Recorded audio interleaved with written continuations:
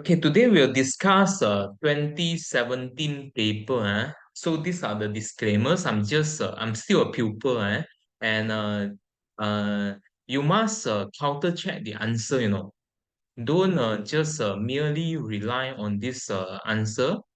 And LPQB, in fact, never endorse any outsiders answer lah, and they never provide uh, answers for their examination. So you must assess the answers by your own means. All right. Okay. Again, I repeat. This CLP examination, the purpose is to test your applicability of the law. It's not meant to ask you to write a perfect essay or perfect answer because you are in a time rushing mode. Please remember that.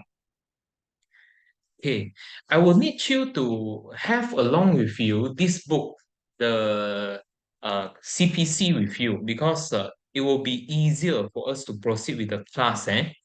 Okay, so the first question, all right, 1A, our courts have recognized that an order for detention pursuant to Section 117 of CPC curtails the liberty of a citizen, and as such, all procedural requirements relating to this provision must be strictly complied.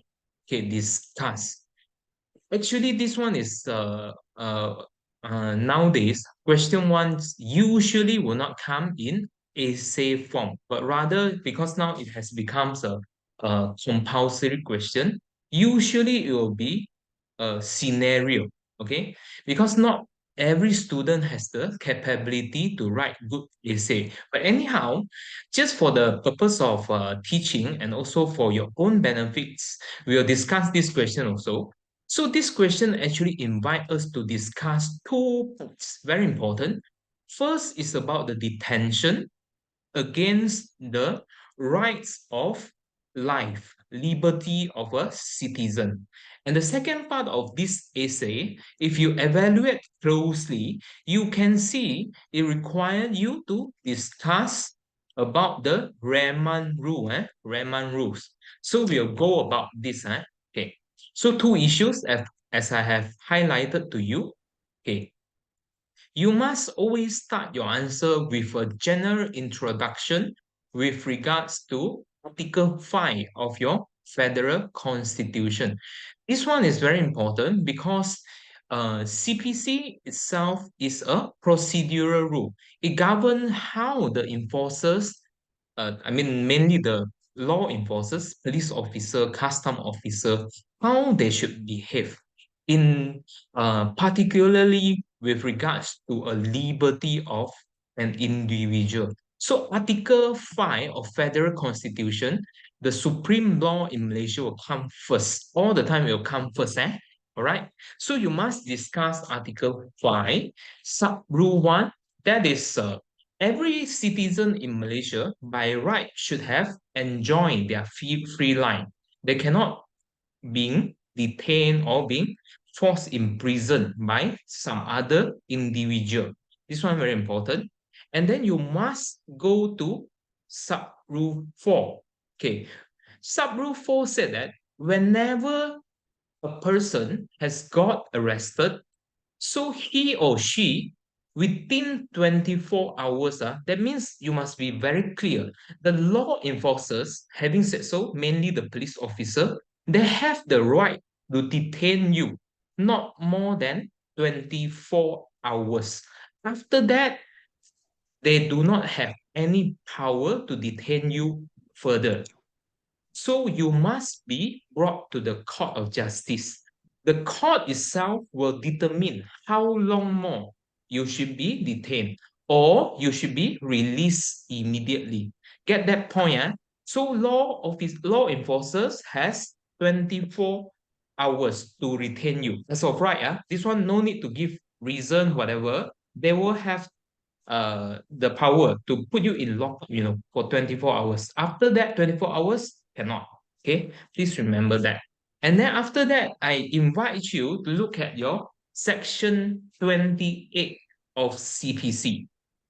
Section 28 CPC summarize the brief grounds and also the rights of the arrest person. You must remember until the day, I mean, you finish your career, lah, you are not intended to become a lawyer anymore. But still you need to remember lah, because it is provided. This one serves like a administrative rule, a guidelines. Okay, so briefly discuss, CPC is being drafted in accordance with Article 5 of your federal constitution to maintain the integrity of our supreme law. Okay, so uh, you must explain what is actually what we call a remand actually. So remand is actually a form of application, made by investigation officers. That means to say IO, they want to investigate a certain case, so they arrest the accused. But somehow or other, usually 24 hours you cannot do much thing, isn't it? So uh, after that, they're scared that the accused can go abscond or go and tamper the evidence. I give you a very uh, good example will be, let's say I committed a murder, okay, and then somebody report said that my wife went missing for a few days, and then there was some blood stain, some hair found inside my house. But subsequently, the police need to gather the investigation in order to charge me, right? So they arrested me as of right 24 hours. But how much thing you can do? I refuse to talk. I refuse to cooperate during that particular time. Okay. So the investigation could not be completed 24 hours because the body has not been found. The weapon has not been found. So the police need to extend the period of detention on me. So what they do is after 24 hours, I mean within the 24 hours we expired, they must brought they must have bring me to see a magistrate, usually a court lah. So what will I face will be the application of a remand order in which the IO will argue in front of magistrate with my presence. Sometimes if I appoint lawyer, there will be a lawyer represent me during the remand proceeding. So what happened was uh, the IO must tell the magistrate, why do I need to be granted with remand order? Okay, very simple. Why do the magistrate need to give you remand order under section 117? Okay, it serves like a notice to the court. Okay, for the purpose of further investigation. Very important, eh? Article 5 applies across, it's just not because it is the supreme law of Malaysia. So every laws in Malaysia operates under the umbrella of federal constitution. So you see, the liberty of an individual, because the question said that because you detain one person, okay, now you must imagine and start arguing. So liberty of a person will be restricted whenever the accused was being convicted. You agree, huh? That means to say at the end of the trial, okay, for example, like our ex-prime minister, he got imprisoned. So his liberty is curtailed, is being jeopardized. That is because the court have concluded at the end of the trial he's guilty. But remand order, it is a very interesting species, Before everything, I mean, the evidence is gathered against the accused or the convicted, you already start, okay, you can't go out from this lockup room, So how do we balance the interests of the society and also the rights of an individual? You must argue a little bit, and then you can quote the our Sultan in Perak, okay, but he already passed away. Raja Azlan Shah. He was the Chief of Justice of Malaysia. So he said in Hashim Saud against Yahya bin Hashim, he said that actually, it is not just the right of the accused shall be considered by our court system, but you must also look at the interest of the state as a whole. This is why remand order is being allowed under federal constitution, under the law. Otherwise, it will be held. The whole justice system had been illegal because we enforce some rules or some laws that is actually go against the federal constitution. Okay, so there's a balance between interest of the state because you do not want to have a society that is full of criminals. So society's abhorrence, their hatred towards crime, you must highlight this, the freedom of individual against public interest. Okay. So how do we strike a, a delicate balance?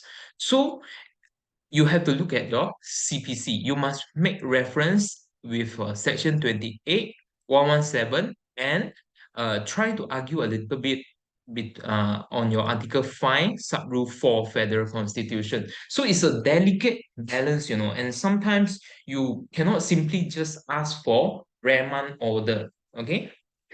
So the roles must be played in between the judiciary officers as well as the law enforcers, namely the police, immigration officer, custom officers, etc. The court officers will be the magistrate. The magistrate will not simply grant a remand order. Okay.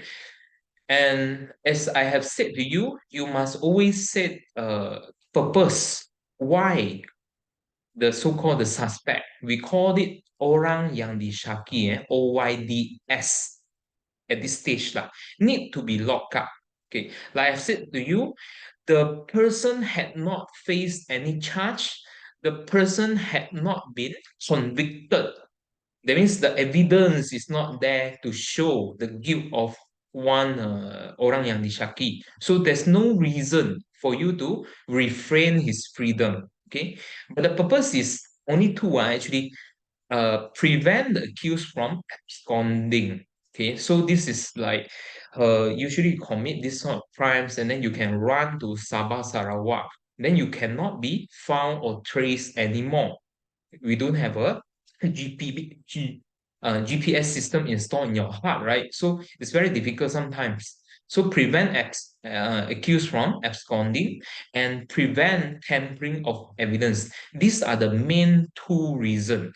And of course, during the remand proceeding that I have went before, the police will always put forward to assist the investigation, the whole 24 hours is so limited. I could not have completed my investigation in due time. So therefore, I asked magistrate for your kind favor to grant this remand order. Okay.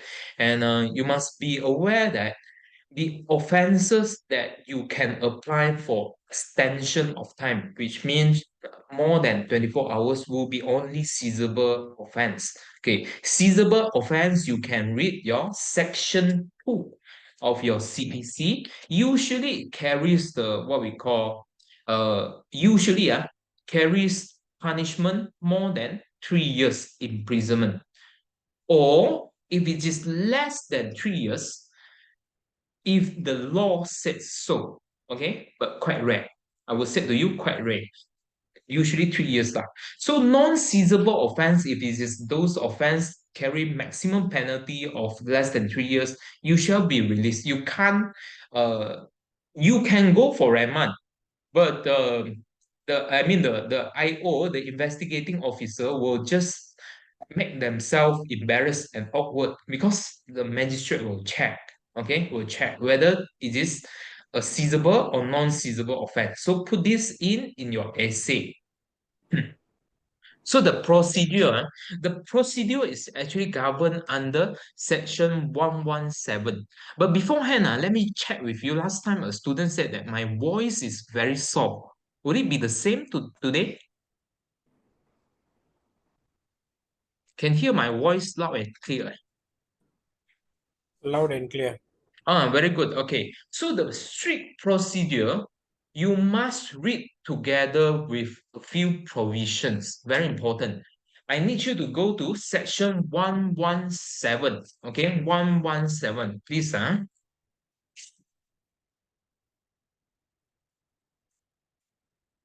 Okay.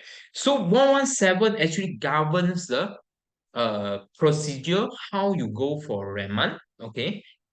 And you must read together with your section 119 because section 117 itself is not a standalone provision, as well as together with your section 28, okay, which is consonant with your article 5 sub rule 4 of federal constitution. So brief words, you cannot copy everything into the essay and also into the answer sheet, isn't it? So you must put in investigation cannot complete within 24 hours. This is pursuant to your section 28 also. You must have grounds for suspect or well-found information. Very important because otherwise it is planned for the state, I mean the government as a whole, to abuse this sort of power for their own interest. And this is a proceeding applied by investigating officer, mainly the police. So the burden is on the investigation agency to show the grounds why the suspect, why is this you? I mean to say so many people out of this world, the the crime could have been committed by me and others, right? Why should it be me? So you must show it as well. And you must do it immediately. Okay? You cannot just delay by your seat time after 24 hours. You say that there's no the van to the magistrate court. I mean, usually those OYDS will be gathered together in one van or this lorries, isn't it? So you can't say that, oh, I miss out the transport to see magistrate. I bring the OYDS after 24 hours. Cannot, it is illegal detention and OYDS will be released as of right. And like I said to you, who shall apply in the court? Usually IO. Rank must be sergeant and above. Okay, sometimes sergeant, sometimes the major sergeant or inspector. Okay, must be more than sergeant. And magistrate, this is a keyword because it is an amended version. Sometimes the court will have public holiday, but usually remand court operates every day. So the last time I believe, because the magistrate court sometimes do not operate during holiday, but now operate every day. So they use the word magistrate. That means to say there's no excuse as in such, okay, it's not me, I mean the IO, that purposely delay not to apply remand, but rather the court is not open on Sunday, for example. So this is not longer the case. Okay, magistrate, the keyword. And investigation diary. This one also very important. Section 119. That means to say the police must not sleep on their action. Once they open the file, once they decide to arrest a person, they must immediately work on that case, They cannot arrest and then subsequently wait, okay, see any reports are not coming to me. They cannot play a passive role. They must, the CID, the Crime Investigation Department, they must have taken a step. For example, go bring the OYDS to the crime scene. I use the example that I committed the murder of my wife, for example. They must have done something during that particular 24 hours. They cannot just arrest me and then subsequently put me in the cell, I mean, in the lockup room, let me sleep for a whole day. Cannot like that. Cannot, right? So usually you must prove, you must write something. Or what are the steps that had been taken throughout these 24 hours? Or I have taken the fingerprint. I have collected, I mean, the photography of the scene, and these are the evidence. And sometimes they need to, and not just sometimes, but most of the time they have to record my statement. Otherwise, nothing. Tomorrow, how you expect to tell this story and you expect to e-file this e-filing system.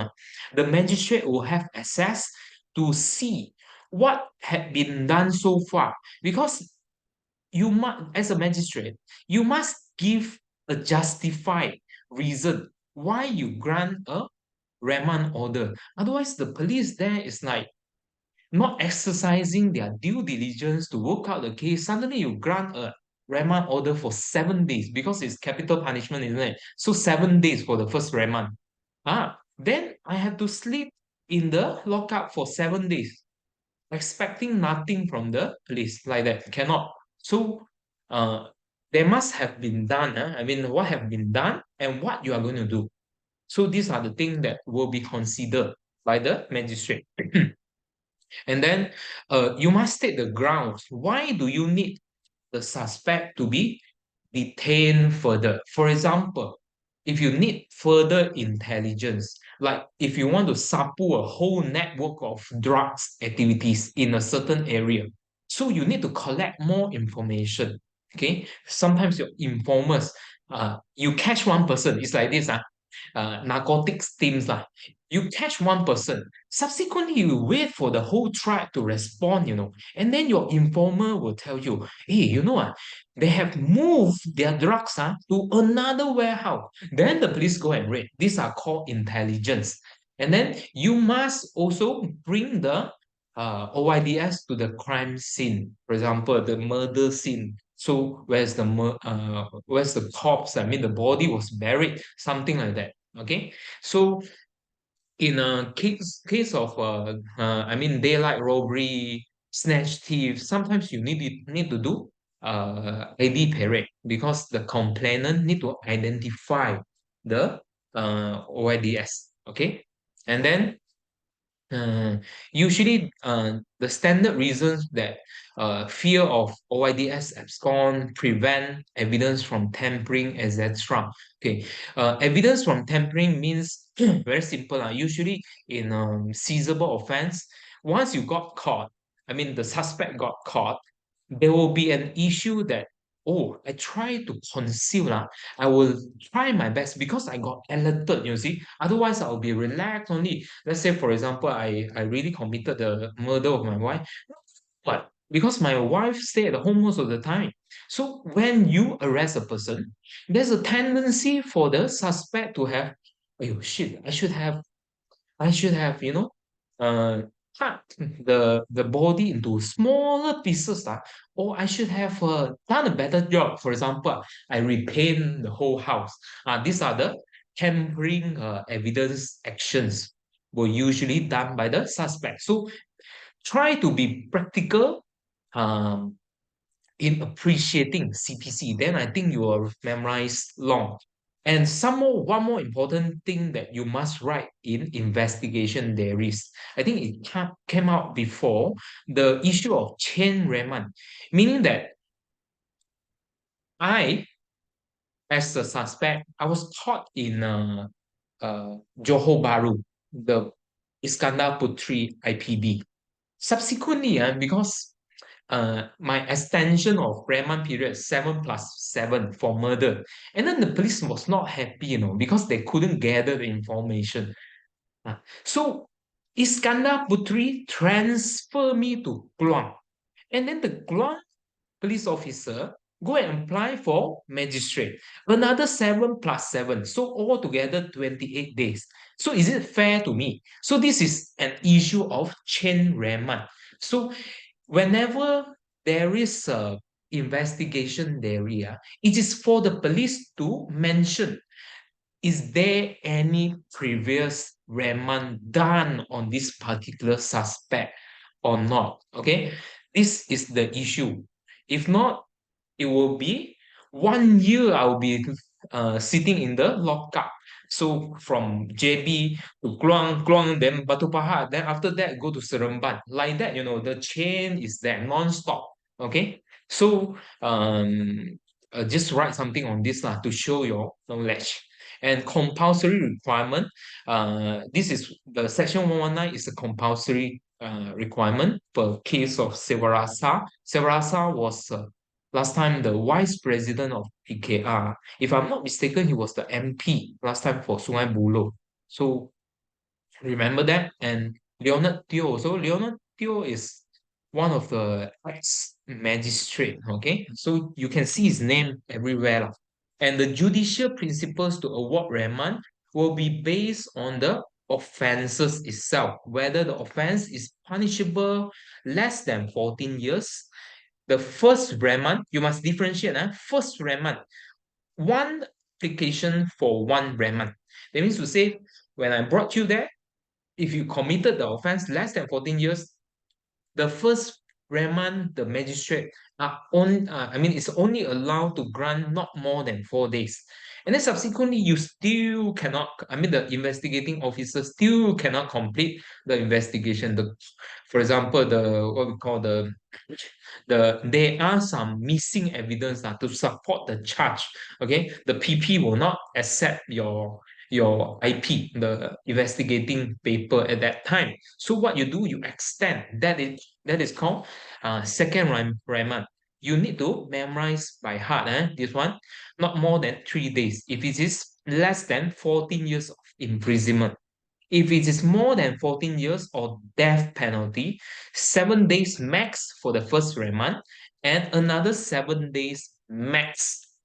After that, it depends the charge goes to the court or not.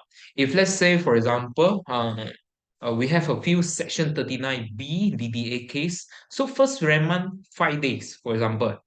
After 5 days, the narcotic teams will apply second remand. So after the second remand, the magistrate will give, for example, not more than 7 days. That means to say 6 days, 5 days. So 5 plus 5. After that, where will the OYDS end up? The charge will be read to him.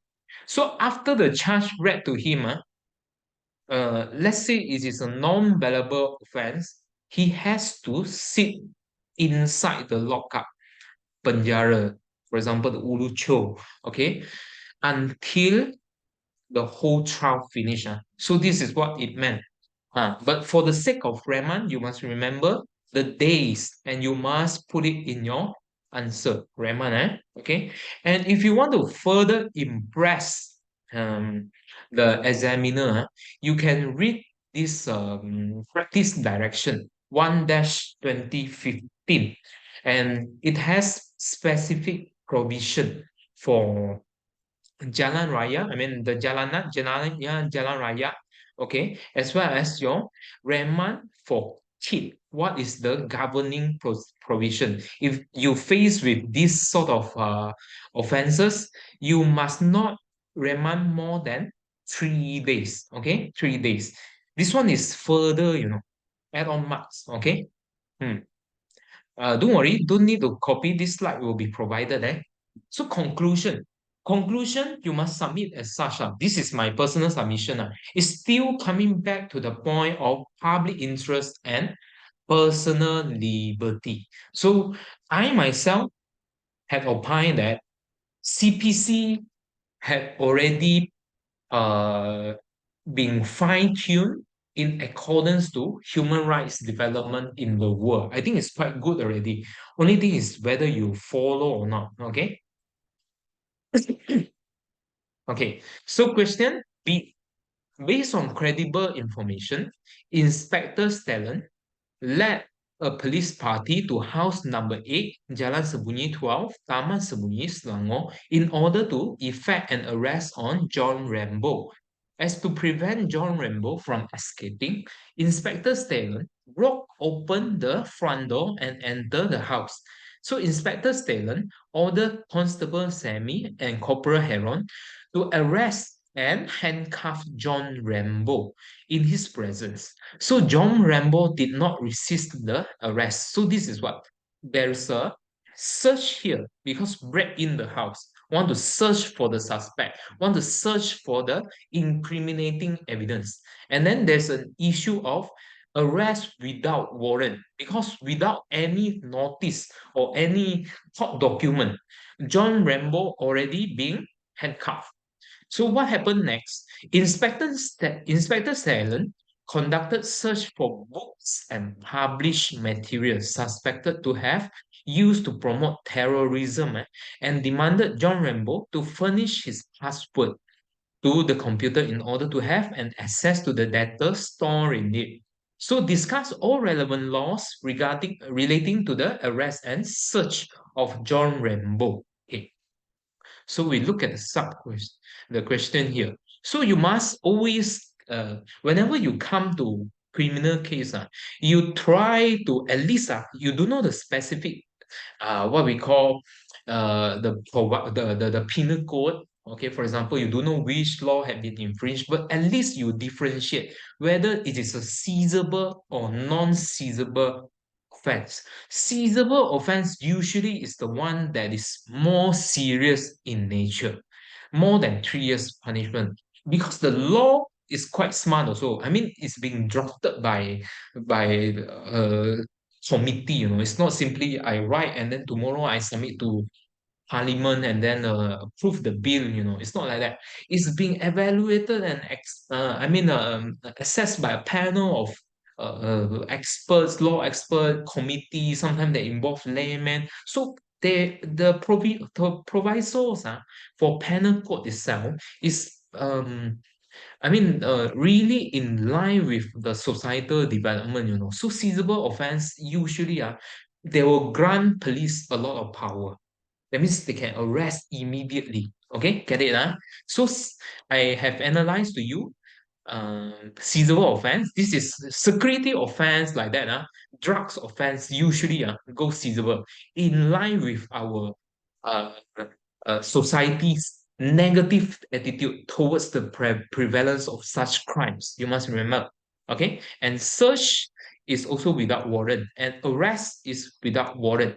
And there's an issue of access to computerized data, whether the police officer is allowed to do so or not. So you are analyzed one by one. If you could not identify section 130 JB penal code, at least you can say this is a security offense. Okay, under SOSMA. Okay, SOSMA said that securities offense will include chapter 6, okay, chapter 6A and 6B of your penal code. As well as your offenses under part 3. If it's fall in the antique trafficking person and antique smuggling migrants, these are, for example, if you keep too much of firearms inside the house, or you declare war against Yang di Pertuan Agong, or you have a certain organized crimes, you join a gangster group, for example, 111 group, 333 Tiger group, something fancy lah. It will be caught under security offenses and then susah, man. I mean, the sometimes you'll be in prison for long, for your ignorance in law.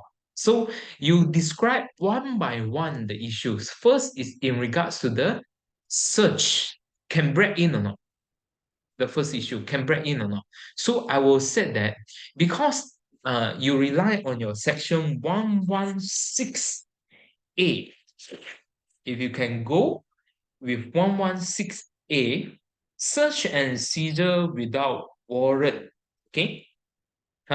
So I just modify it in accordance to my how to say the way that I drafted the answer. So in situation where there is a possibility and there will be a concealment of evidence related to commission of security offense, because I have submitted this is section 130 JB. So I said this is a security offense and warrant is not granted. So police officer not below rank of inspector. So this is the case of Inspector Stalin here conducting the investigation. The whole raid is conducted by him. So I think this break into the house is lawful. Okay, so I've made first submission here and arrest.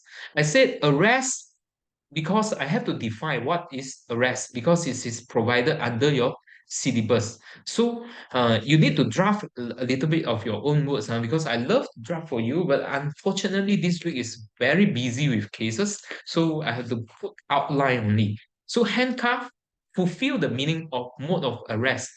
Mode of arrest, there are three actually provided under your section 15 of CPC, and you do not need to describe the mode A, B, C of Shaban. I think most of us will know what is Shaban, but you need to submit why you say arrest had been taken place. Because during argument, especially in those DDA case, MSCCA Act, Kidnapping Act, those specific acts, you see, the arrest happens after that the accused gave statement the statement itself general rules under section 112 you cannot admit, right? Because section 112 is you cannot admit those incriminating evidence, but under DDA all that you can admit, so that's why whether arrest had been taken place uh is a good argument. You must determine whether arrest had taken place or not. If no arrest, why should I give caution statement in some specific cases? So arrest, you roughly said had happened already, and you use the word, you use the section rightly. Section 23, sub rule 1, sub rule A. I need you to go to your section, at least now you're with me, just spend a little bit time to go through this section 23, sub rule 1, sub rule A. So in Malaysia, only police or penghulu may arrest pursuant to your CPC. Okay. So and you must write what are the criteria that the police must fulfill. So this is all actually extracted. You see that? You see the provision here, section 23, sub rule 1, sub rule A. Inside all got, but you need to copy down the keywords. First, there must be a credible information. Credible information already proven. I mean, being provided inside the question. So you said, apart from credible information, which had been provided in the text, other criteria to effect the lawful arrest must be the police must have received reasonable complaint. Make it very simple. Don't copy everything inside your book, and then also have reasonable suspicion. So this task must be satisfied by the police. Otherwise, for example, for example, somebody report me to be a killer, and then suddenly the police arrest me. What will you feel? You cannot like that, isn't it? So during when you are making the report, I believe you will be interrogated by the IO before the arrest have taken place. Otherwise, all this is hearsay. Oh, for example, using the same only lah. I mean, I must have murdered my wife tonight lah. Okay, I use that example only. So my wife's sister had been complaining to the police merely based on the fact that I have not seen my wife lah. I mean her sister for 3 days. Can you receive this sort of? Will this information be credible? No other evidence, no other reasonable. You did not see the blood stain. You did not see there's a hair in the room. You did not see anything. Just, oh, my sister did not respond to my WhatsApp for 3 days. Then the police come and arrest me.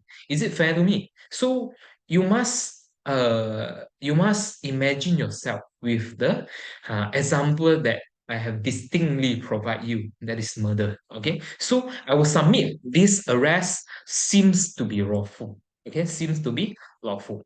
And lastly, is about the right to access to computer, whether it is okay or not to have compel an individual. Okay, for example, I have a phone here. Suddenly, a police come and arrest me, said that, okay, now I suspect you you have kept a lot of photos, okay, even a video because you are a psycho killer. You have kept the video, how you commit, how you cut your wife inside this video, inside this phone. But it is protected with password as usual, protected by password. So must I be compelled? And does the police has the right or not? So please, section 116B, you can be compelled. You can be compelled to give um, operation to the police officer. Okay, and again, this law is designed to protect confidentiality issue because I have the right to keep information. Inside my phone, there may be some, for example, I keep a lot of Bitcoin e-wallet. Inside it's all e-wallet. I mean, yeah, lah, the Bitcoin wallet. If it is being accessed by police officers simply like that, then all the money will go missing. All my Bitcoin will go missing. So there must always be a balancing. How do we have those balancing? Usually they provide certain specific officer because inspector under police, they are those golongan professional. That means they are 41 and above one. So that there will be they will have degree lah. So they will be deemed to have more knowledge in law, and there will be more integrity, okay, in their practice. So usually rank inspector and above can conduct such search. At the end of the day, you conclude by saying search three issues, search, arrest, plus access to computerized data work according to laws. Okay, that means they follow the CPC strictly lah. And we go to question 2. Man Kaya is a rich businessman. He is non corporate man in oil and gas industry. So on 17th of July 2016, Man Kaya was kidnapped near his office at Jalan Besar, Kuala Lumpur. He was later taken to a house in Seremban, Negeri Sembilan. He was confined in that house as the kidnappers worked on the ransom demand from his family in Kuala Lumpur. So what happened was 24th July 2016, his dead body was discovered floating in a river in Sungai Klebang, Melaka. ABC were arrested. So three suspects here on 27 July at three different parts of the country. A was arrested in KB, Kelantan. B was arrested in Nilai, Negeri Sembilan, and C was arrested in Ampang, Selangor. So the question is, there must be a murder lah. It's a seizable offense here, section 302, and the crimes committed, it seems to be everywhere because Kuala Lumpur, he was being abducted, and then he was held this custody in Negeri Sembilan, and then subsequently Sungai Klebang, his dead body was discovered. And then arrest took place also, multiple places, A, Kota Baru, B, Nilai, C, Ampang.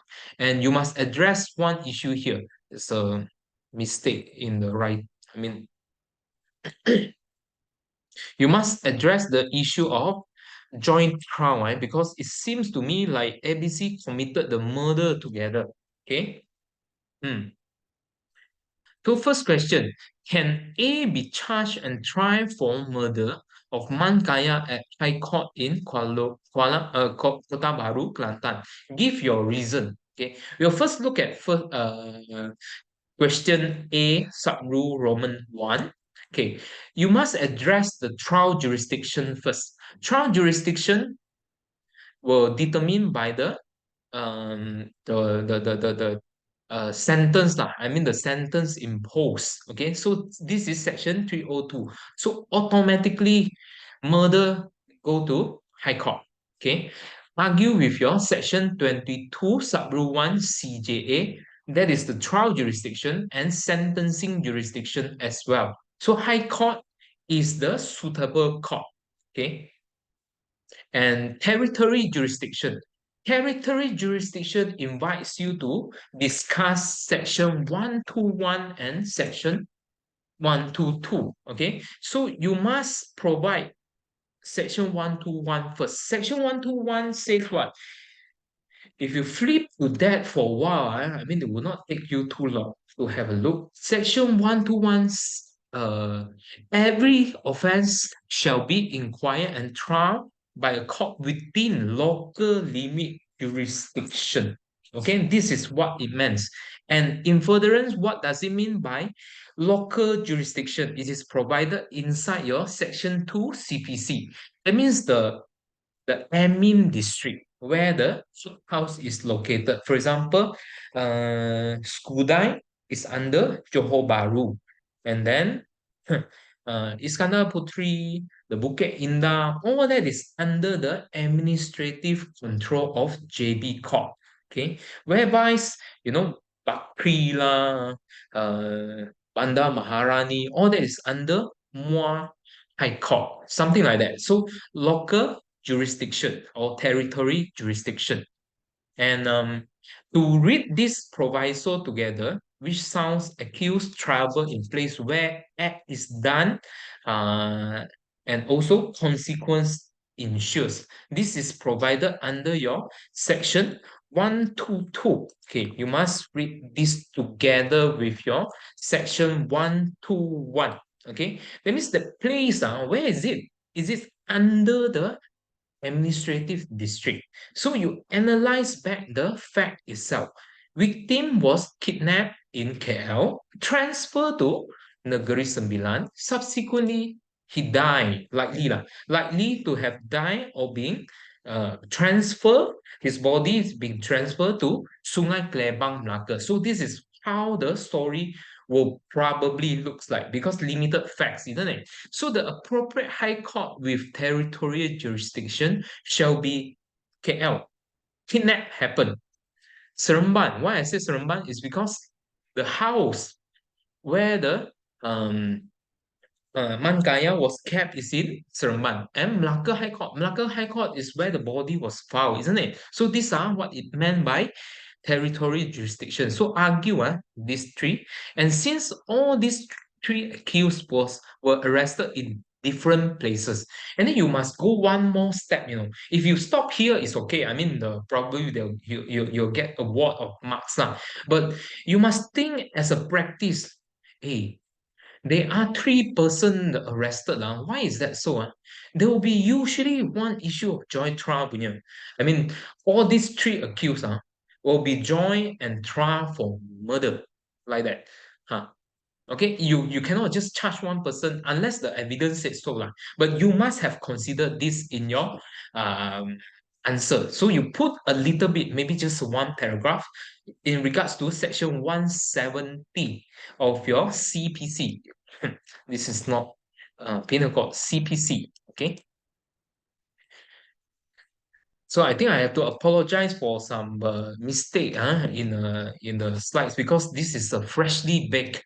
I don't want to rely on my past question, because past answer, because I think I have learned much during this pupillage. So I want to put the latest up to date punya, in par with my current knowledge to you. Okay, so unlike civil litigation, you see that invites you, they said arrest three place. Does it mean that the balance of convenience will be for the accused? Sometimes we see submission, people put balance of convenience because I stay in more, so the court uh, to try my crimes should be close to where I stay. This is not the case in criminal lawsuit. They don't bother where you stay. You must come lah. Okay. So at the end of the day, you conclude Kota Baru High Court cannot try this method because it does not fall under the territorial jurisdiction that you have aforesaid discussed. Okay, make your full sentence. And question Roman 2, can B be charged and trial for murder of Mankaya at High Court in Seremban? Give reasons for your answer. Okay. A little bit repetition. So you said that Negeri Sembilan is the place where Mankaya was kept during kidnap, the meaning of where consequence ensures. Define it. Because clearly, Negeri Sembilan is not the place where the kidnap took place. But however, it is the akibat, After the kidnapping act, Man Kaya was brought to Negeri Sembilan. So it fulfill, you be very specific, where consequence ensures in section 122 was satisfied. The application of section 122 can be found in illustration A. Okay, if you read closely your illustration A is wounded within local jurisdiction of limits of jurisdiction of court X and dies within those of court Y. The offense culpable homicide of A may be inquired into by court either X or Y. Okay, that means to say KL can, Seremban can, and also Malacca also can. Very simple. So you have discussed already. You must make reference. You do not want to waste time copy down the answer as in Roman 1. What you do is as submitted or as have answered in Roman 1. That means you are begging the examiners to exercise their diligence to have referred back to your previous answer. I think they will. Okay. So B in trial in Seremban must be joined. Okay, first and another thing is you must consider the convenience of this joint trial thing lah. So but end of the day, your answer should not be deviated too much. Seremban High Court can try the matter. Okay. And question 3, C is charged at High Court KL for the murder of Man Kaya.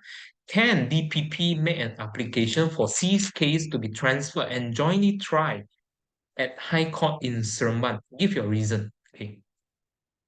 So ABC in practice usually will be tried in one charge, as I already told you. This is under Section 170 CPC because it involves one single victim, Mankaya, and probably, the fact did not say so, but probably all of them committed the trial together. Okay, so theoretically, DPP is allowed to transfer under 3 provisos. Give a very general ideas at the beginning that this is in regards to a transfer application. So DPP can exercise under section 177, 417, and section 418A.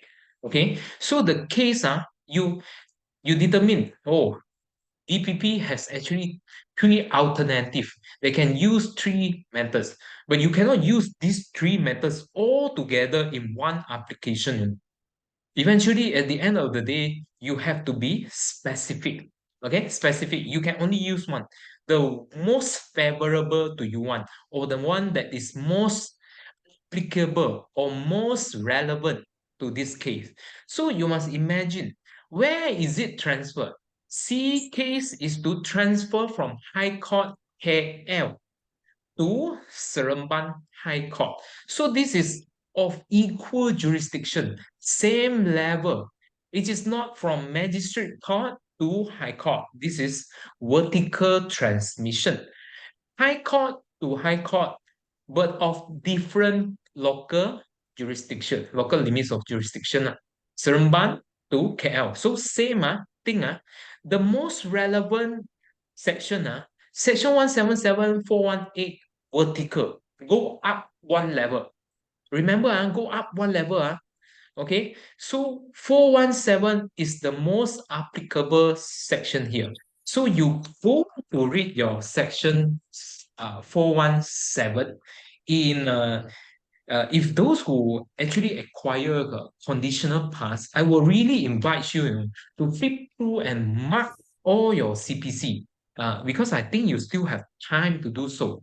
Okay, so 417 sub rule 1 and sub rule D. Okay, the general convenience of the parties, because it provides so many grounds for you to apply, you must submit to the most relevant one. I have submitted because an order under this section will tend to the general convenience of the parties or witness. Because one guy, he already got trial, in I mean the High Court in Seremban. That is B. Like I said to you, since there's a issue of joint trial, usually the same investigating officer, the same forensic expert, I mean the doctor lah, that involved in the inspection of that the dead body of man will be called to one particular court. It will be illogical for the trials to be held in separate place. So the convenience here is important. Why I said so? I said the victim was kidnapped to a house in Seremban, the same place where kidnappers ask for ransom from the family. So I copy from fact. Presumably, the prosecution witnesses and evidence may be adduced in Seremban. This is why I said, but of course, this is my short answer. You can elaborate for the general convenience of the prosecution witness to come, and then the family probably will have no, oh, the house is there, or the police might have taped the house or located, or the line, I mean the IP address or the what we call the GPS location or the call log. And sometimes DG will have a call log that can extract from telecommunication company. So it's all from Seremban. That means to say it's easier lah for the parties. Okay. So after you use that reasoning or the ground, then you move to the order, because same section, very long section here, you don't just write 417, you use 417 sub-rule 1 BB. Okay, BB. Whereby the court will make the order. Okay, for equal jurisdiction. I put it in bracket, equal jurisdiction. Okay, so this is why I said 417. And DPP shall make the transfer application. How they make is by motion, usul. Usul dengan affidavit sokongan. Very important also. Otherwise, how you know? By verbally, cannot lah. Okay, so section 418 sub-rule 1 CPC. Okay, very important. And having discussed so, DPP may apply to transfers. Conclusion, put your stand, after you argue all the point, you must submit, can or cannot. Like I've told you in my previous answer, so you can see there's a small line to after you write so long, you must let the examiners know what is your position, final position, can or cannot. Yes or no. Please choose one.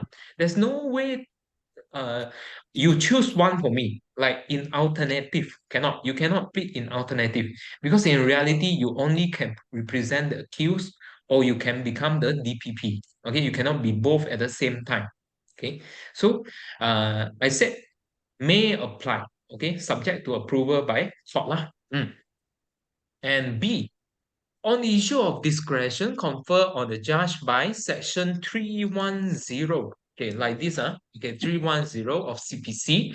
Muhammad Azmi, justice, as he then was in the case of Jumari Muhammad against public prosecutor, stated, in my view, an extension of time to file petition of appeal or to amend such petition out of time should not be granted as a matter of course.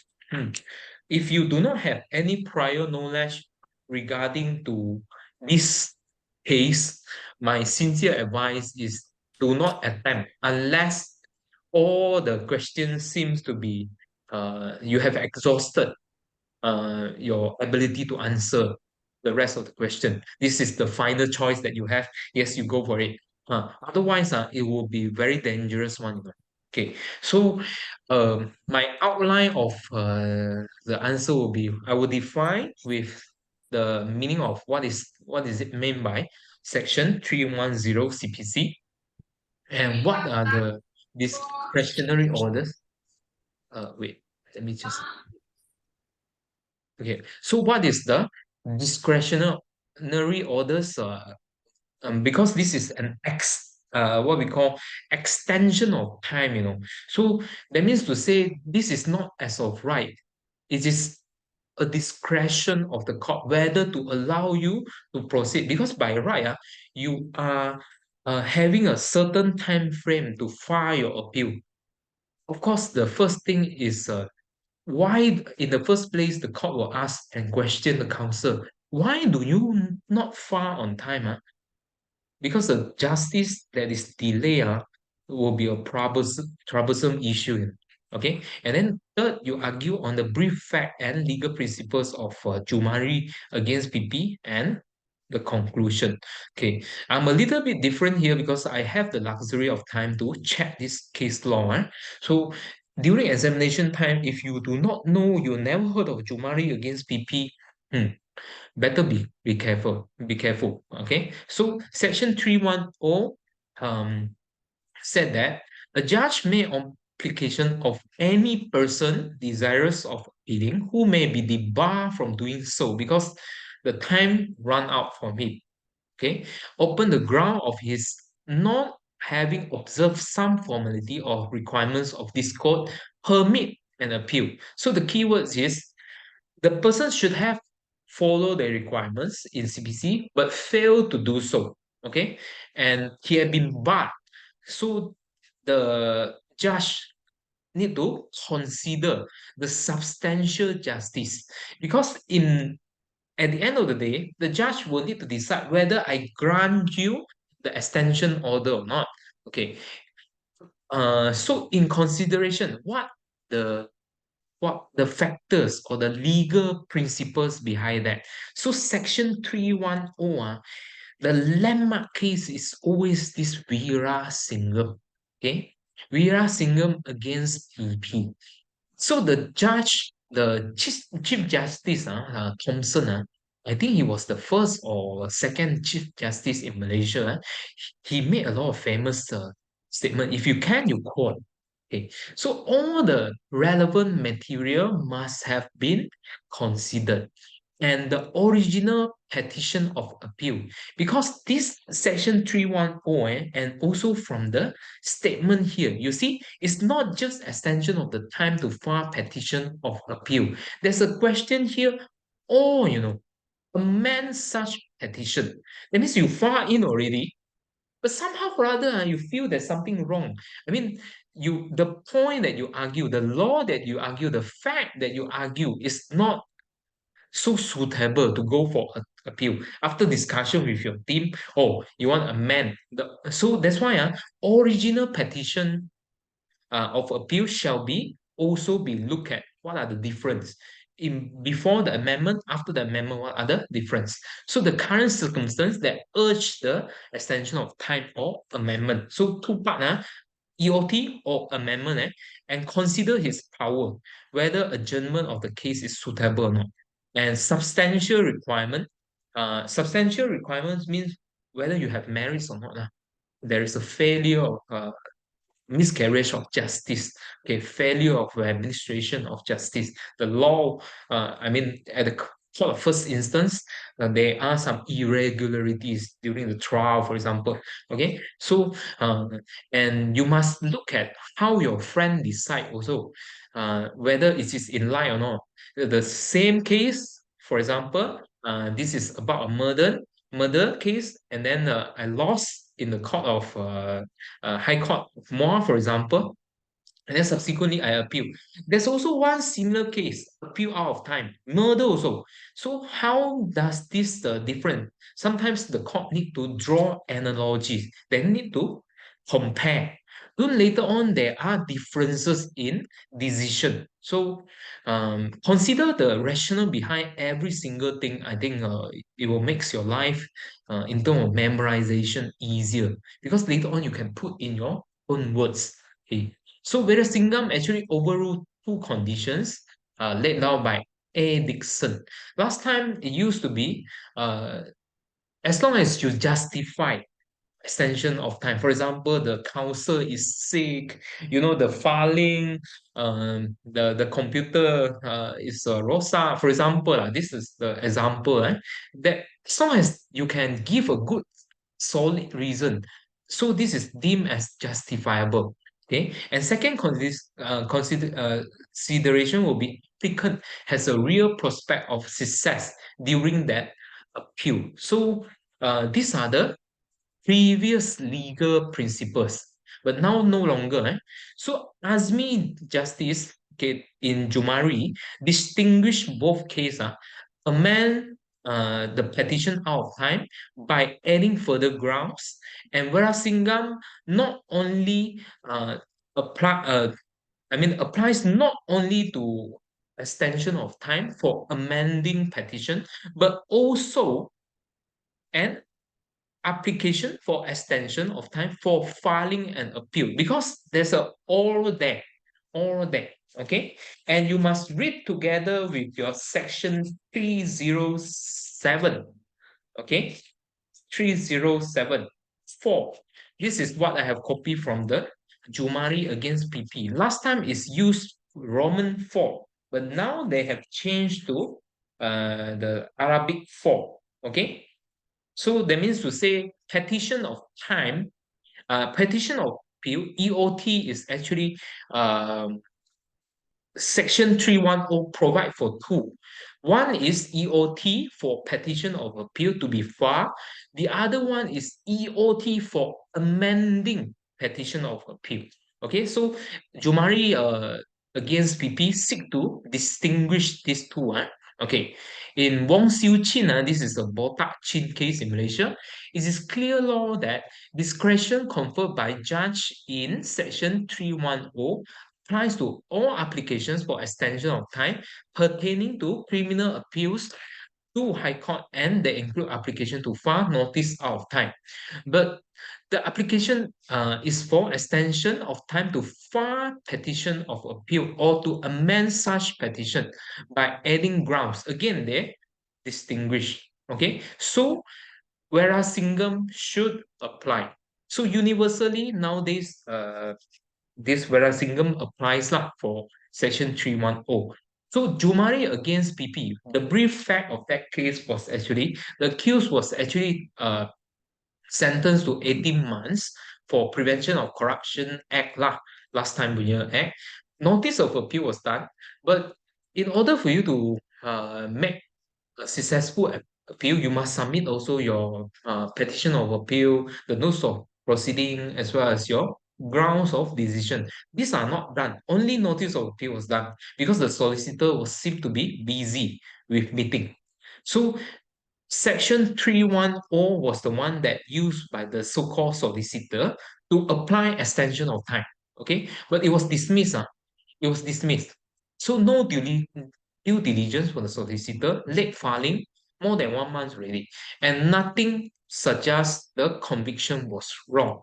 And then again, they used one ground from, these are the grounds of Verasingam as well. They rely, they compare other judge decision. Okay, so no analogy could be drawn because another case seems to suggest whenever the solicitors busy to file petition of appeal, they don't grant extension. So concluded, based on the guided principles in Varasingam as quoted in the question, so in my view, an extension of time to file petition of appeal or to amend such petition outright should not be granted as a matter of course. That means to say the criteria under these Verasingam case 1, 2, 3, 4, 5, 6, all this must have considered by the court. It's not just you find in under section 310, then I grant you the extension of time. This is not right. And question 3, evaluate if a plea of guilt by an accused is good in law when made by him in person, but without notice and in the absence of his counsel after the charge has been read and explained to him, and he understood the nature and consequences of his guilty plea. Okay, so you briefly go through what is guilty plea, what is mean by safe or not safe, what is mean by good in law or not, and without lawyer can plead guilty or not. So I think these are the gist discussion that you should not miss. So guilty plea, briefly said, this is for summary trial, section 1 73 subrule B, and this is your High Court trial, section 178 CPC. You provides for guilty plea lah. And then the accused has personal right. That means as of right, to plead guilty, whether the charge towards a charge, whether it is an original charge or subsequently amended charge by the PP against him. And the accused may do so at any time, even when he's about to enter defense. That means the prosecution had already proved prima facie case, he still can appeal.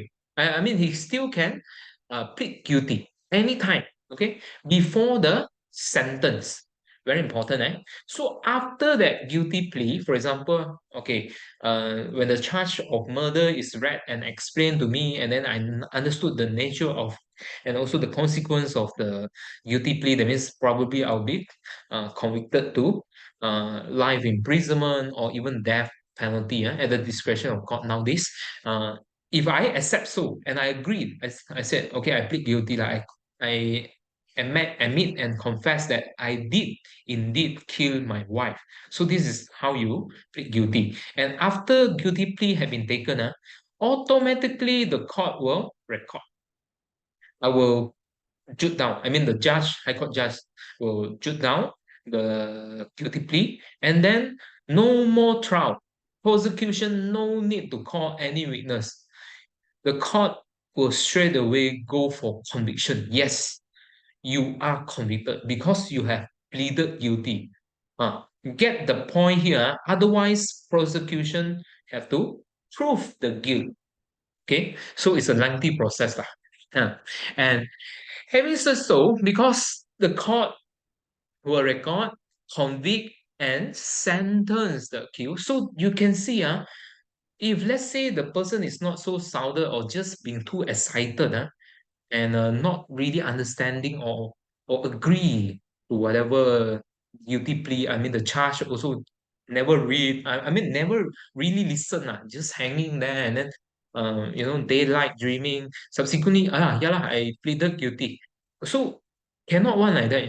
The court actually adopts a very strict attitude towards a guilty plea, and it will never accept an unsafe plea of guilt. So compulsory requirement, um, you must know that the charge must be read and explained to the accused briefly because the fact already given you. Section 158 CPC. So UNCP, understand the nature and consequence of the plea. That means to say plead guilty, no trial, court will proceed. Convict. Convict means yes, you are found guilty. That is meant by conviction. Sentence means, okay, according to section 302 Penal Code, okay, uh, 30 years imprisonment, something like that. So this is passing sentence already. Subsequently, the accused cannot appeal against conviction. Okay, that means to say after the sentence has passed off, I look back, 30 years now, I'm 40 years old, I have to stay in prison for 30 years. Better I withdraw the guilty plea. Sometimes cannot. Okay, but of course there are some case law said that can, but you have to really argue on that. Okay, but retain the right to appeal on the quantum of sentences. You can only appeal 30 years. It's not fair to me. Something like that. Okay. And case law, use one, Lee Wang. Okay. And again, and the accused has the right to plead guilty to the charge. I mean, this is already I discussed. Okay. So the guilty plea next step must be free from any influence. It must be unreserved, unqualified, unequivocal. That means to say, I plead guilty to murder. Full stop. I cannot plead guilty to murder provided that my children will be taken care of by the court or by the PP. This is subjected, attached with a condition. I cannot also say to the court, okay, I plead guilty to the murder of a person without specifying this is, the wife that I've killed. Cannot like that. It sounds unequivocal, ambiguous lah.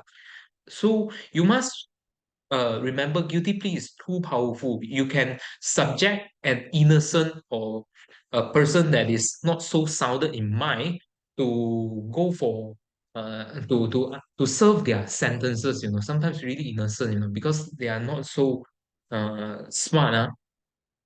So at the end of the day, the guilty plea itself must have coming from personal free will and also the mind of the accused. No attached condition. Okay. Use the case Margarita B. Cruz. Okay. And the said person must be fit to plead at the material time. Cannot looks like under drugs influence, intoxication, not enough sleep. Okay. Blur at the material time. And then the court will exercise uh, their power to evaluate the guilty plea and may reject the guilty plea and proceed to trial. Sometimes, wow, one kind got wound here and there.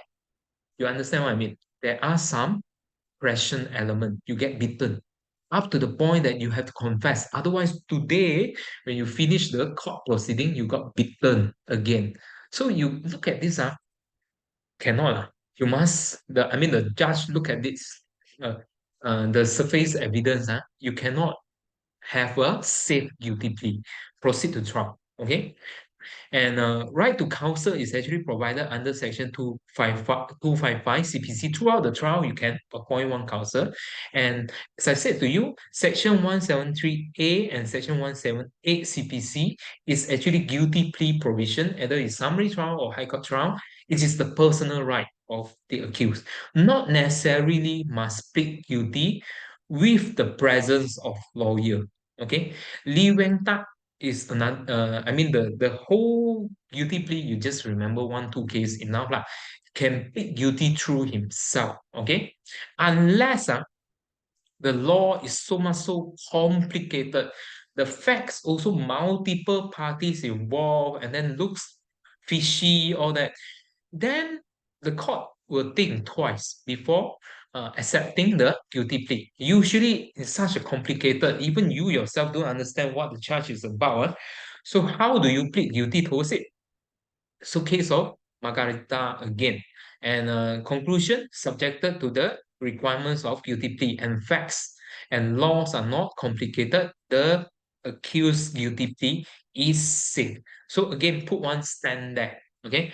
But always highlight um the strict attitude of court in accepting guilty plea, because you must realize at the end of the day, it is adversarial system. That means prosecution and defense counsel are fighting against each other. How to make ways and life easier for the state guilty plea? No need to go for trial. Easy only. Force that person to plead guilty. Otherwise, you will have it. Easy one. So tomorrow I have to plead guilty. Oh, so no need those cross exam examination GFCE RE, no need to even tender the evidence. Straight away the court convict. Then I achieve my KPI.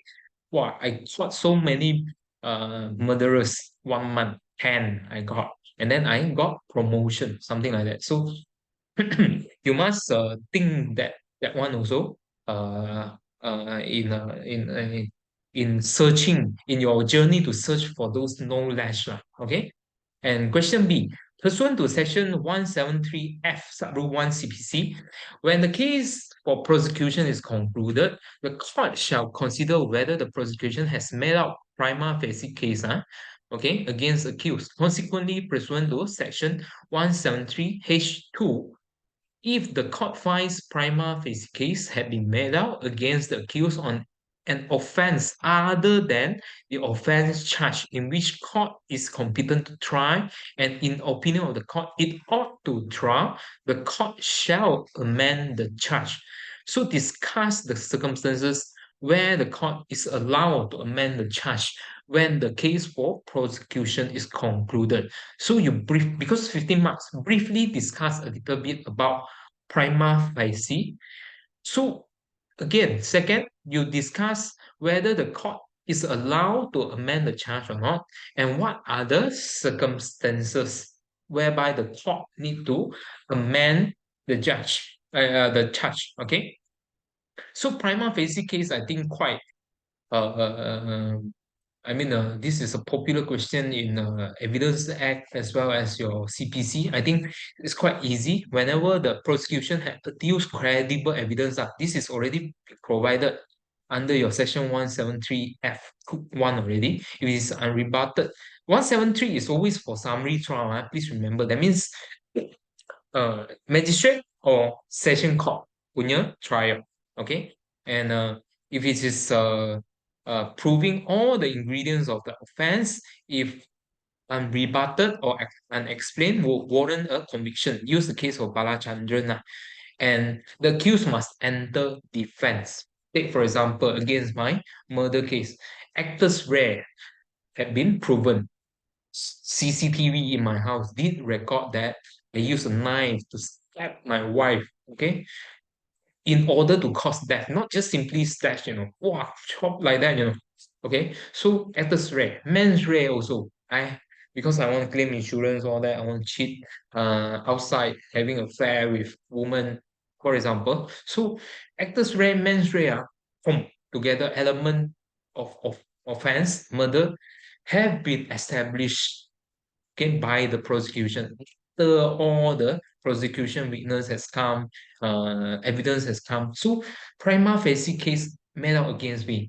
If I say nothing about that, for example, I said I remain silent, I don't want to talk. See how the state cannot do anything. No, the state can convict you. Okay, so this is what it meant by you must enter defense. Okay, and usually amendment of charge is done by prosecution.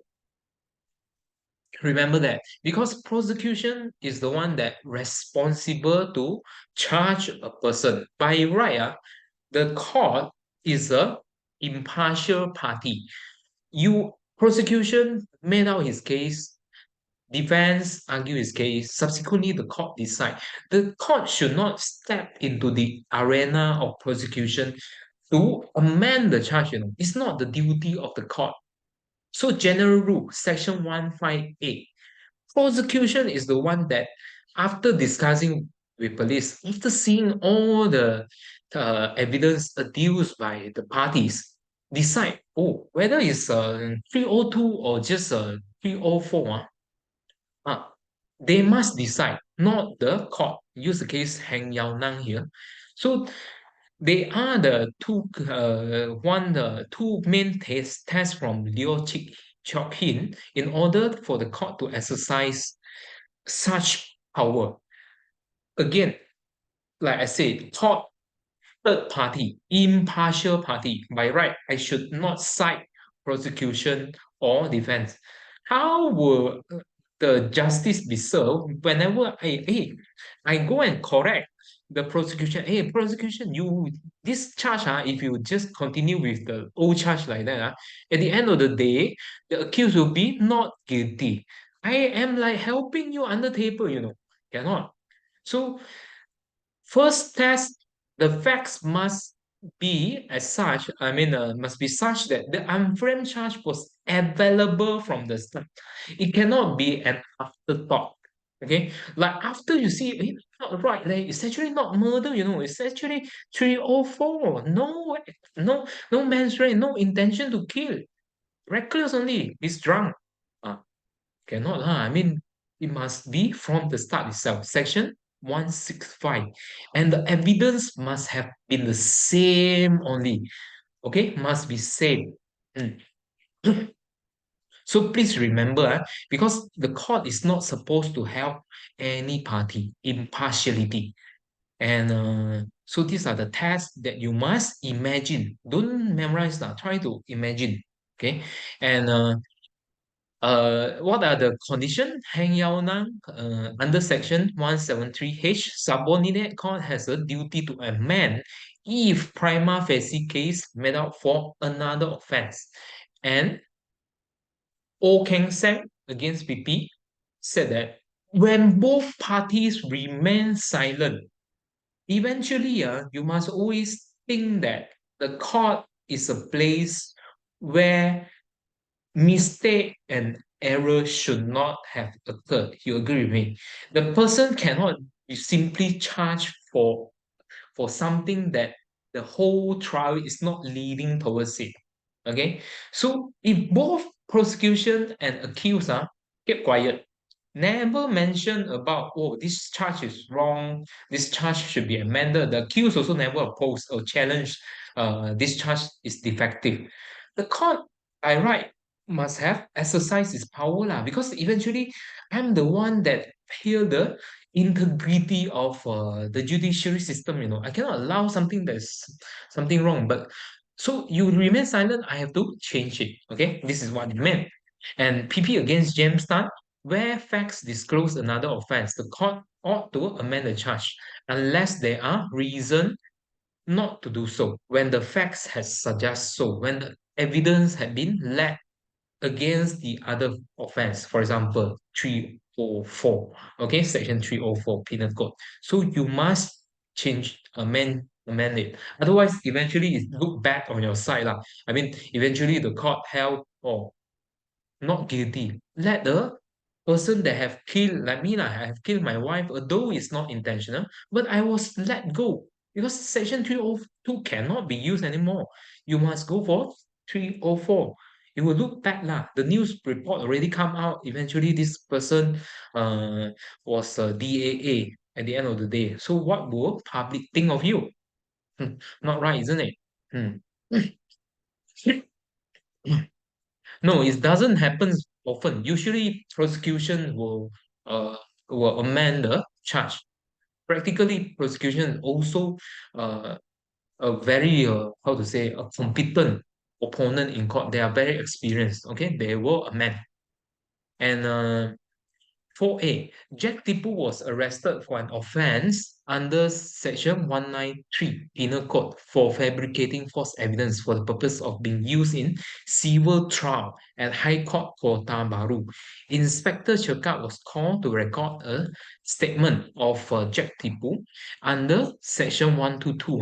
Okay, 112, sorry. And Mark Best is the lawyer, received instruction from Jack Tipu's father to attend at Balai Polis Hang Tuah and assist Jack Tipu. Lawyer Mark Best met Inspector Chekap and informed him that Jack Tipu's right under Section 228A. Okay, so 28A, don't miss a very important question. Very popular question, and insisted for his presence during the recording of Jack Tipu's statement. Inspector Chekap denied the request and cited security fear, and a reason of his as a reason in his written explanation to lawyer Mark Best. So thereon, Inspector Chekap proceeded to record a statement under Section 112 CPC from Jack Tipu. So after reading statement and questioning Jack Tipu on the alleged facts, so what are the facts? Fabricating evidence during civil trial. Okay, Inspector Chekap found out lawyer Mark Best was the one who appeared to have prepared the false document and able to shed light to the investigation. Then lawyer Mark Best was called to attend at Balai Polis Hang Tuah for the purpose of recording a statement from him. So discuss whether the police and also has the power and also the procedure involved for lawyer Mark Best to give statement under 112 CPC. Okay, so we look at the first one first lah. Okay, and now you know that Jack Tipu was arrested under Section 193, and 112 statement actually revealed Mark Best is material witness. Okay, because the key word here is to shed some light. Okay, shed some light to investigation. So therefore, Mark Best's cooperation was needed by the police to further charge Mark Tipu. But the thing is, how to compel and how to ask the person to go to Balai Police, because most of the time people will think that Balai Police is some place for criminals. As if I'm an ordinary person, I wouldn't visit the Balai police for no reason, isn't it? Unless I met an accident. So under section 111, you can see section 111. You just flip through your 111 and see what is it. Okay. Police officers' power to require attendance of witness, because I just submitted that Mark Bass is a material witness. So Inspector Checkup may order in writing to require the attendance, compel him to come. Okay. Now, usually nowadays they call or they WhatsApp you to come. Okay, in practice, the WhatsApp, oh, I need you to come to give cooperation because I'm siasat this case about this accused. So you have the duty to provide me the information, because as of a good citizen in Malaysia, you have the social, not just social, sorry, legal obligation to assist the police and also law enforcers in performing their statutory duty. And for this order to be enforceable, one more point you must bear in mind is that you must how to say if let's say for example you WhatsApp whatever, by right if the person refuse you cannot go for court order, you must actually, this is the literal meaning of the law, you must give written notice. And who shall give? The investigating officer himself should give uh, the notice, the written notice to material witness in order to compel him or to him to come to Malay police to give section 112 statement, and it must be served personally. Okay, this is pursuant to your section 111, okay, sub rule 3.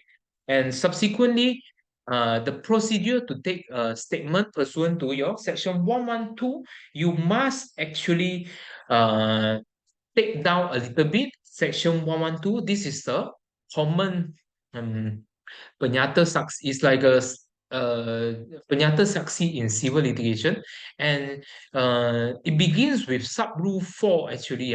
Police needs to inform Mark Best about sub rule 2 and 3 first. That means to say whatever you, okay, I'll ask you question and you must answer all the questions, and I'll put those Q&A. This is a question and answer form usually in writing. Okay, and Mark best according to sub rule 3 must state the truth. Okay, otherwise you will be caught. And sub rule 5, whenever possible, should be taken in writing and signed. Most of the time is in writing and signed by Mark best. In the case of material witness, it's very important for the police to take down in writing. Otherwise, um, the let's say the material turn hostile during the trial, you cannot even proceed to a impeachment proceeding, so a little bit difficult. Usually nowadays, I have not seen, it's just by oral statement, it's all written. Okay, Abdugani Juso and must be read back to the maker. Okay, after the whole Q&A was typed out in computer, before printing, or they'll bring you a draft copy, let you read. The maker of statement 112, read any correction, any additional information. If not, you sign. Okay, you sign. Even though some case law suggest it's not mandatory but usually in practice it's all being signed up. Okay, so right to be represented by Jack Tipu. Okay, and this is yeah, the right of Jack Tipu pertaining to the above facts, whether he could be denied from legal counsel or not. So you use section 28A, subrule 2B. So Jack Tipu actually can communicate or attempt to communicate with lawyer of choice. Okay, don't write anything about family because it's not relevant. Go go straight to the key issue. And then if he also, section 28A sub rule 3, he shall be allowed to do so. Okay, so now on the facts, Jack Stipu right was denied by Inspector Checkup on grounds available under Section 28A, subrule A, subrule Roman 2. Okay, security fear. Probably he's scared that the uh, once communicated the information, the intelligence may be leak out. This is what it meant by security fear, the leaking of the intelligence. Huh. But however, Section 28A subrule 9 was not compliant because only DSP can invoke Section 28A subrule 8. And you subsequently, at the end of the question, you submit illegal. This is illegal on part of police. And Section 11, this is the effect if lawyer Mark S refuse to attend balai police. So what to do if, let's say, still don't want to come, the Mark Best don't want to come. Actually, under Section 111, subrule 2 CPC, police may report such refusal to magistrate. And then the court will issue one warrant against the lawyer to compel his attendance. Okay, this is pursuant to your case of Kappa Singh. If let's say the person still don't want to come, you can be caught on the spot. You can be arrested on the spot. Okay. And B, Janggut was caught littering when he threw an empty plastic bottle on the road. Misai, a retired army officer, saw Janggut throwing the plastic bottle on the road along Jalan Cantik. So he approached Janggut and asked Janggut to pick up plastic bottle. So this is a rather good citizen, and he tried to enforce the law by himself. So Janggut refused to pick up plastic bottle, and Misai arrested Janggut and took him to police station. So uh, this is an issue of private arrest, and probably a little bit to discuss will be remedies available for Janggut who was wrongly arrested. So you must first identify whether, again, go back, seizable or non-seizable.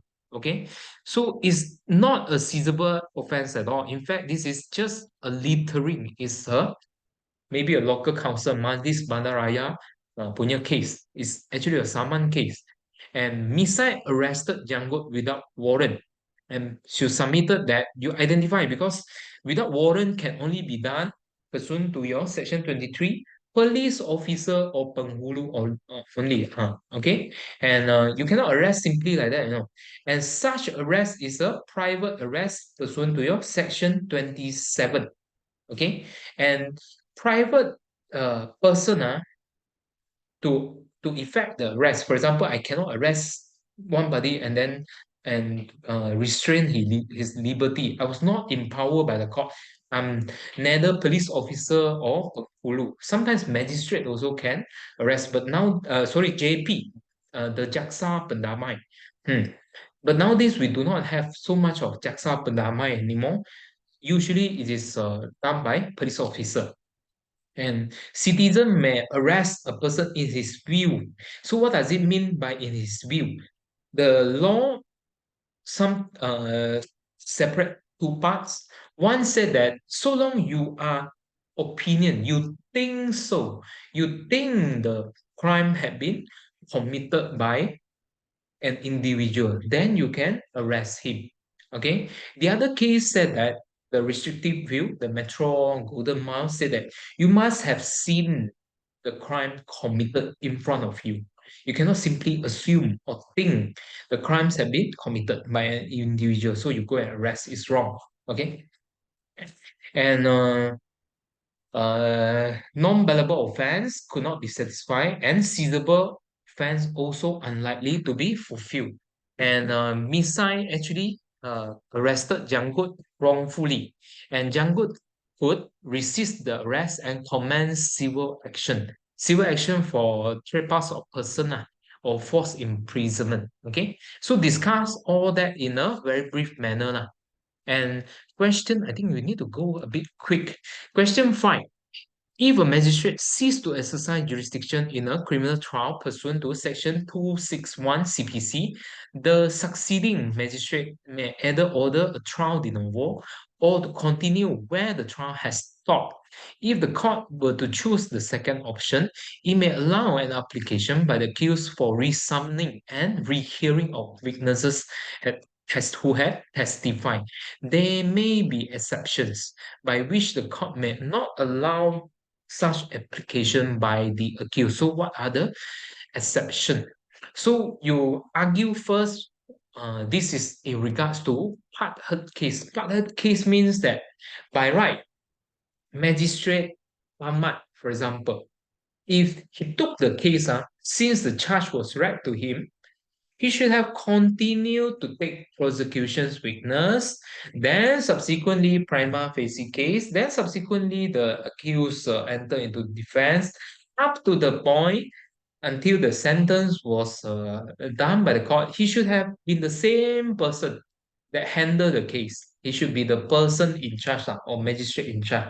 In the event that the magistrate may have unfortunately passed away, transfer to other court, promotion, go to AG chambers, or having some other duties, resign. Okay, so no choice. The other new magistrate, uh, city, for example, need to take over his case. So city as a new magistrate will have two choices, start over again, no choice, because I will need to appreciate the evidence in details. I need to see the demeanors of the how the witnesses have behaved, by my own eyes lah.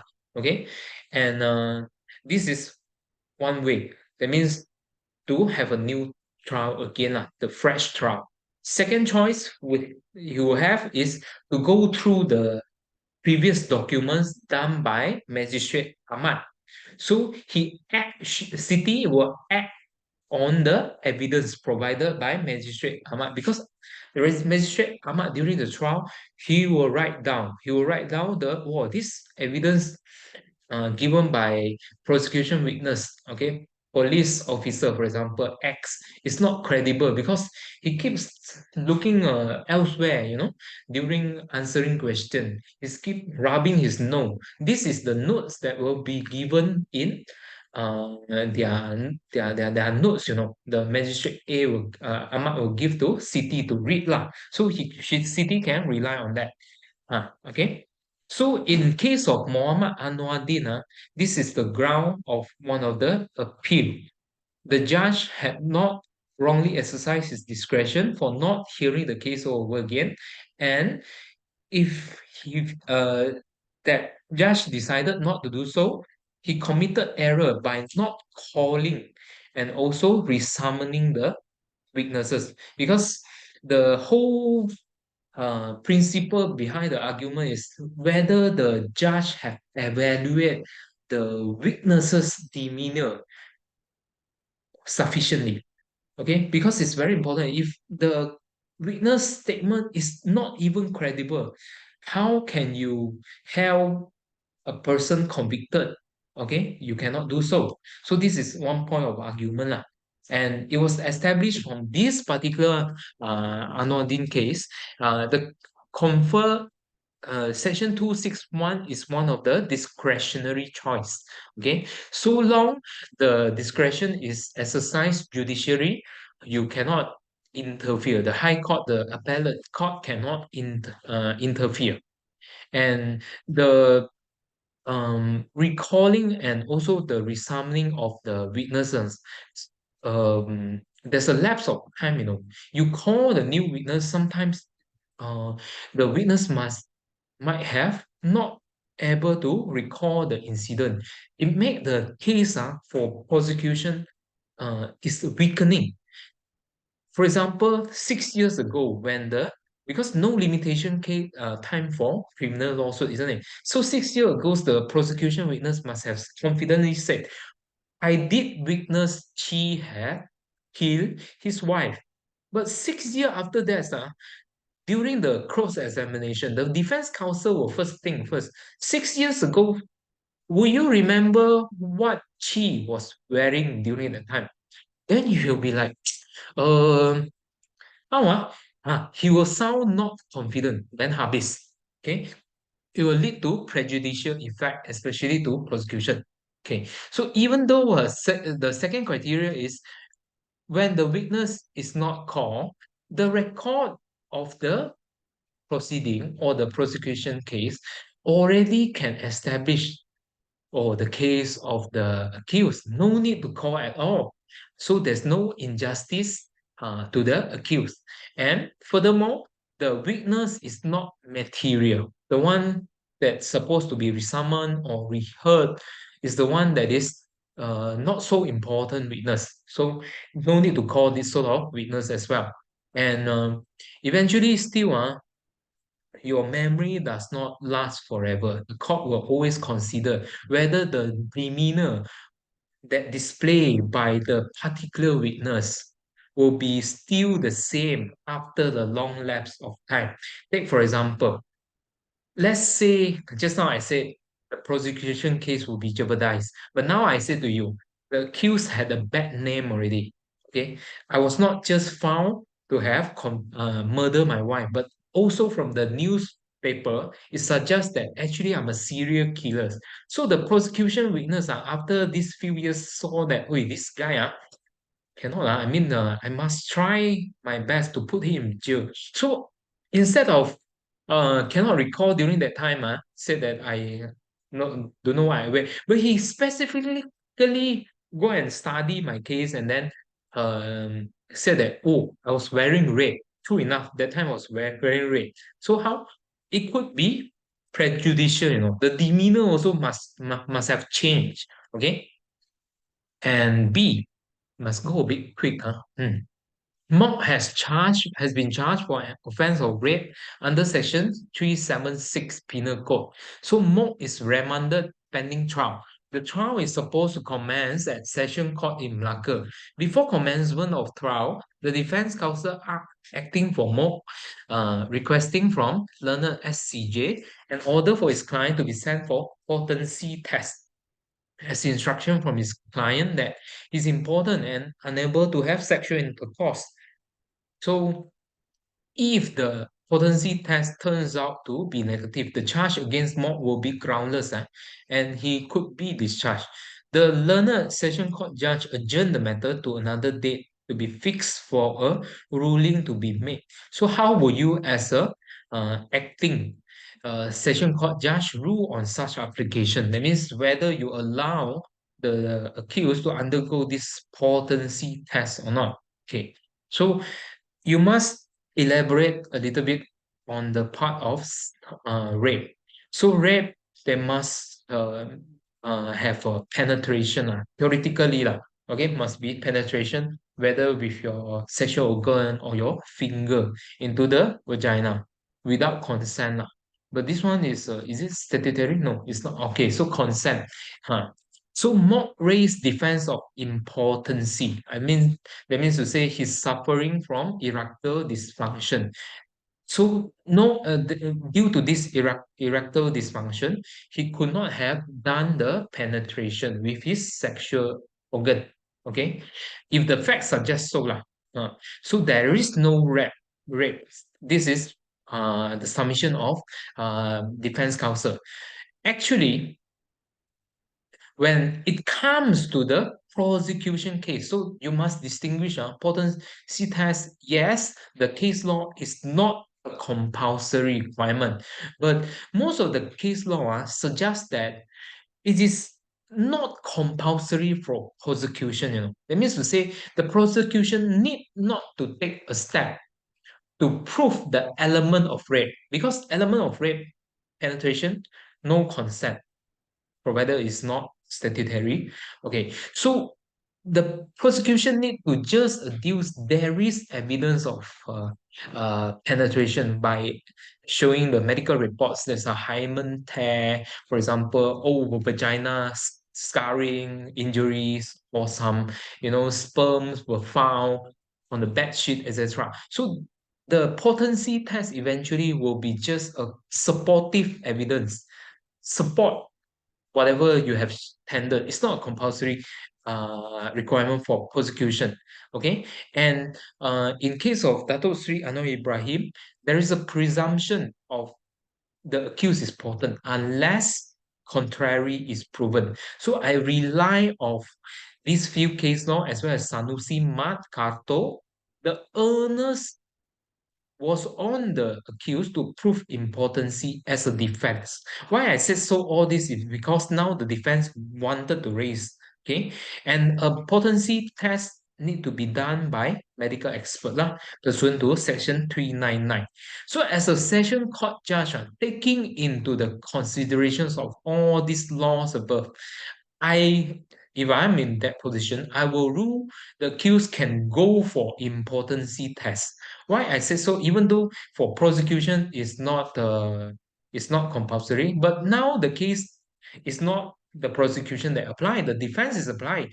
The defense need to prove, okay, that he memang important. Okay, so potency, the reason why I rule so is because potency is an important element of rape. Defense of importance raised by accused. I distinguish the case Datuk Sri Anwar Ibrahim, part 7, because here, prosecution.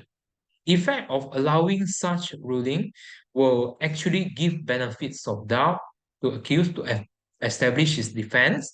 And let's say I'm the judge, I'll consider one extra mile when I don't allow this accused to go for impotency test, subsequently there will be a repercussion of my good self, The defense counsel will definitely submit. There's a doubt here. There's a doubt because the court never allow the accused to undergo this impotency test. So that's why it raises a reasonable doubt. It might be a ground for appeal. So Paya susah lah, just allow him. So it is well settled law that the grounds of decision by the trial judge must convey a reasoned judgment of facts and law. This was illustrated in Balasingham against P.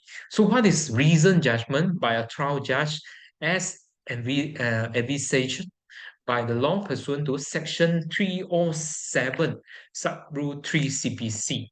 So actually this paper, a lot of questions are coming out from appeal. I think a little bit difficult for students to answer. Okay, so this question actually invites a debate over what is actually by judgment. What does it mean by judgment? And what is the definition of grounds of decision? So the combined effect of grounds of decision and also judgment give rise to reasons judgment. The judgment does not just simply, she is found guilty for murder. Full stop. Cannot like that, This is just a judgment. It's not a reasoned judgment why I was convicted under the meaning of section 307 sub-rule 4. And then subsequently you conclude. Okay, so you said that judgment is actually not defined in CPC. This is a final order or decision given by court at end of the trial to determine conviction and sentence of accused if found liable. So you use the case Ang Jin Lee here. And ground of decision, what is ground? It forms the basis why the court reached such decision, why the court reached such an order. Okay, a judgment under criminal law is distinct in both form and substance from grounds of decision. So judgment is judgment. Grounds of decision is ground of decision. So how do you reconcile these two? So Ismail Khan in the question itself said in Balasingham against PP, ground of decision constitute a reasoned judgment on the facts and law, not merely the conclusion, at which is what a judgment under CPC is. It means to say, like I've said to you, judgment itself must be a reasoned judgment. It's not simply a yes or no answer. Then You don't explain to the accused why he was convicted. Not like that. And the judge must scrutinize all evidence adduced by both parties, analyze them according to facts and law, and finally give a judgment based on his reasoning. So if you agree with me, how you make a decision or you make a final judgment is you come with reason first. You think why I want to release Bebaskan or we want to convict that accused. It must come with the reasoning first, then only yes or no, release or sentence. Correct or not? So reason first, judgment later. Okay. But in practice, in section 307, sub-rule 4, it is the other way around, Judge deliver oral judgment or written judgment at the conclusion of the trial.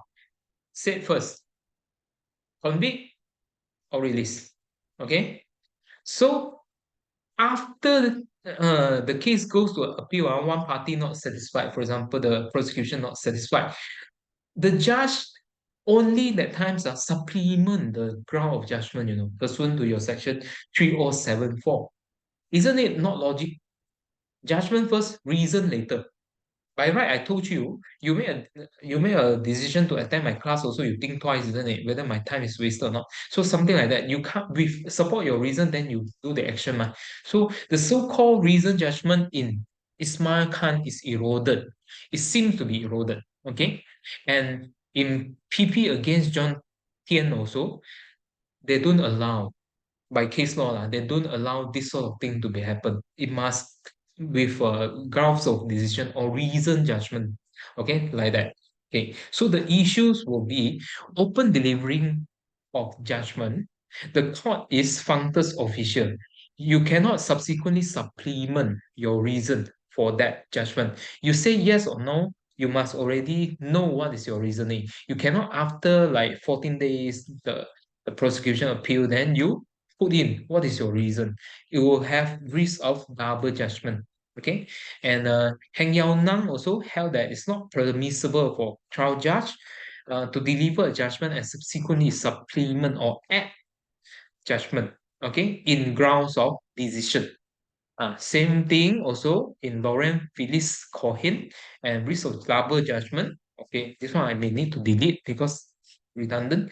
And to reconcile judgment and ground of decision for the purpose of reason judgment, you may need to tally both of them. You may need to compare both of them. Must be the same lah.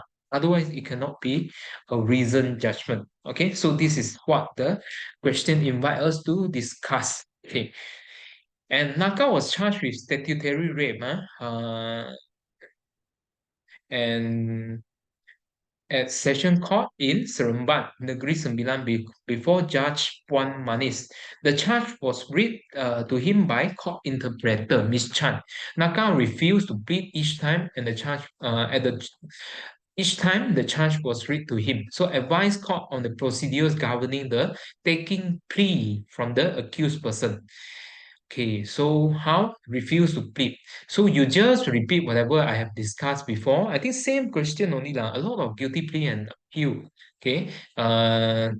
Not qualify, explain language because Miss Chan here. So you highlight the importance of language must be understood lah, and under UNCP. Okay, and eventually,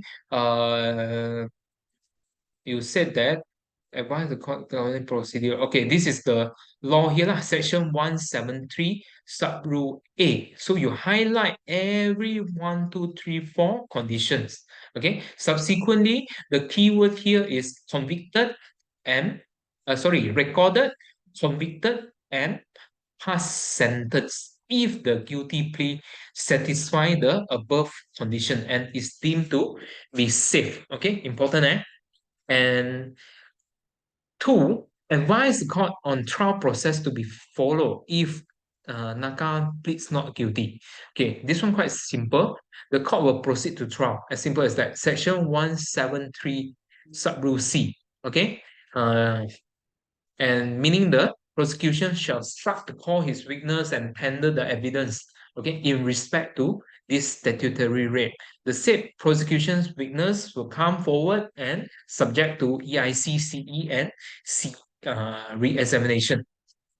And you briefly said that the procedure for summary trial is provided in section 173F to or shall follow thereafter. Okay.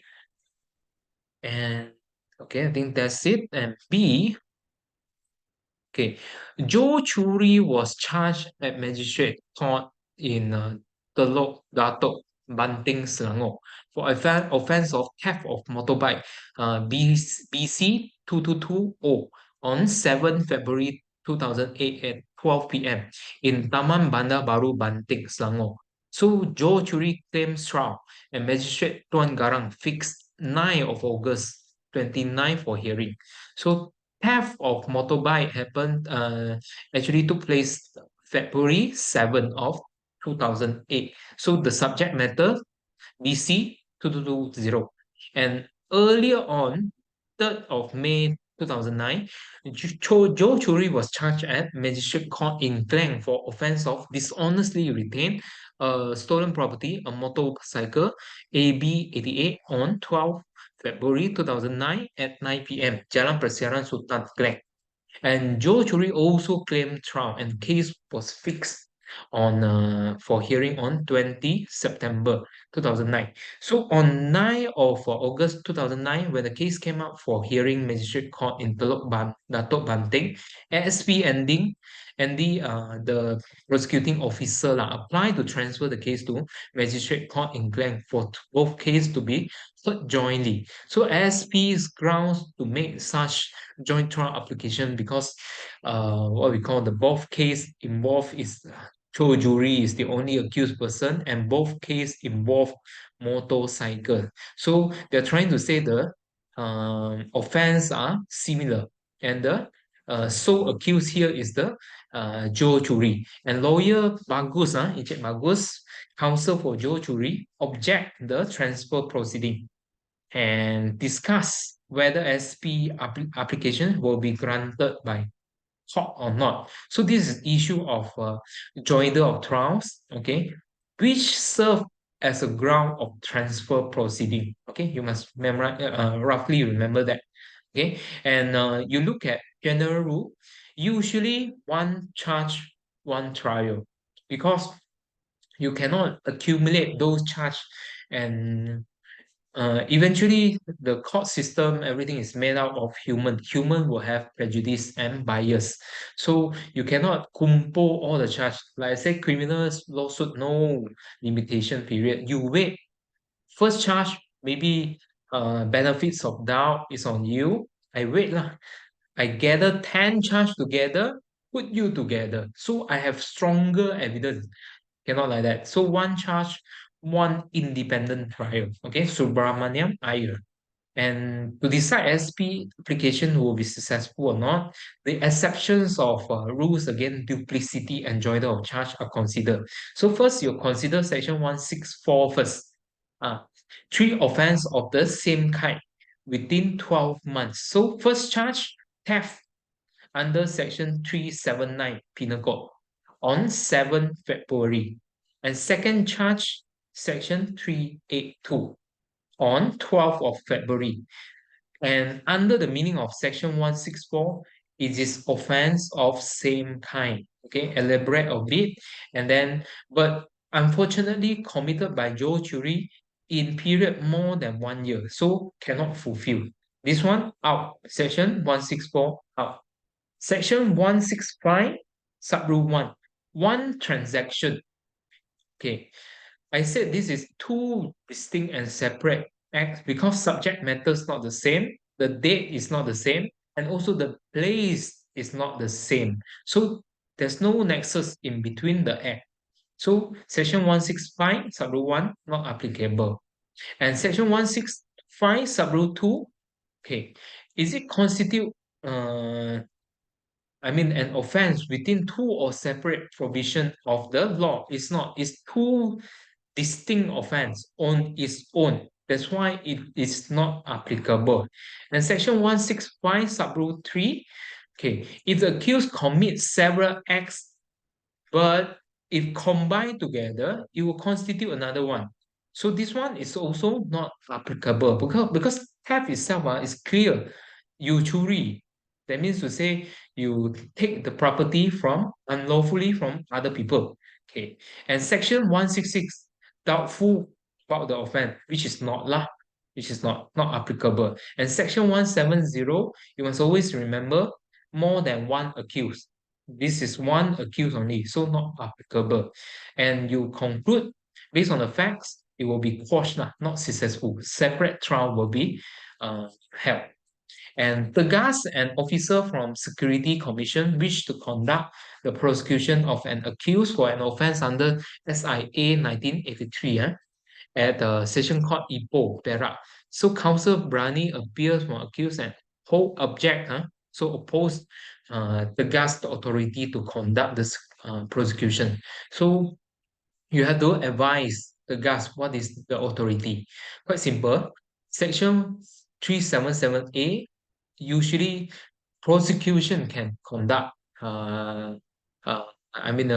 prosecution in court only. Okay, and section 380A held that section 377 shall prevail over any written law.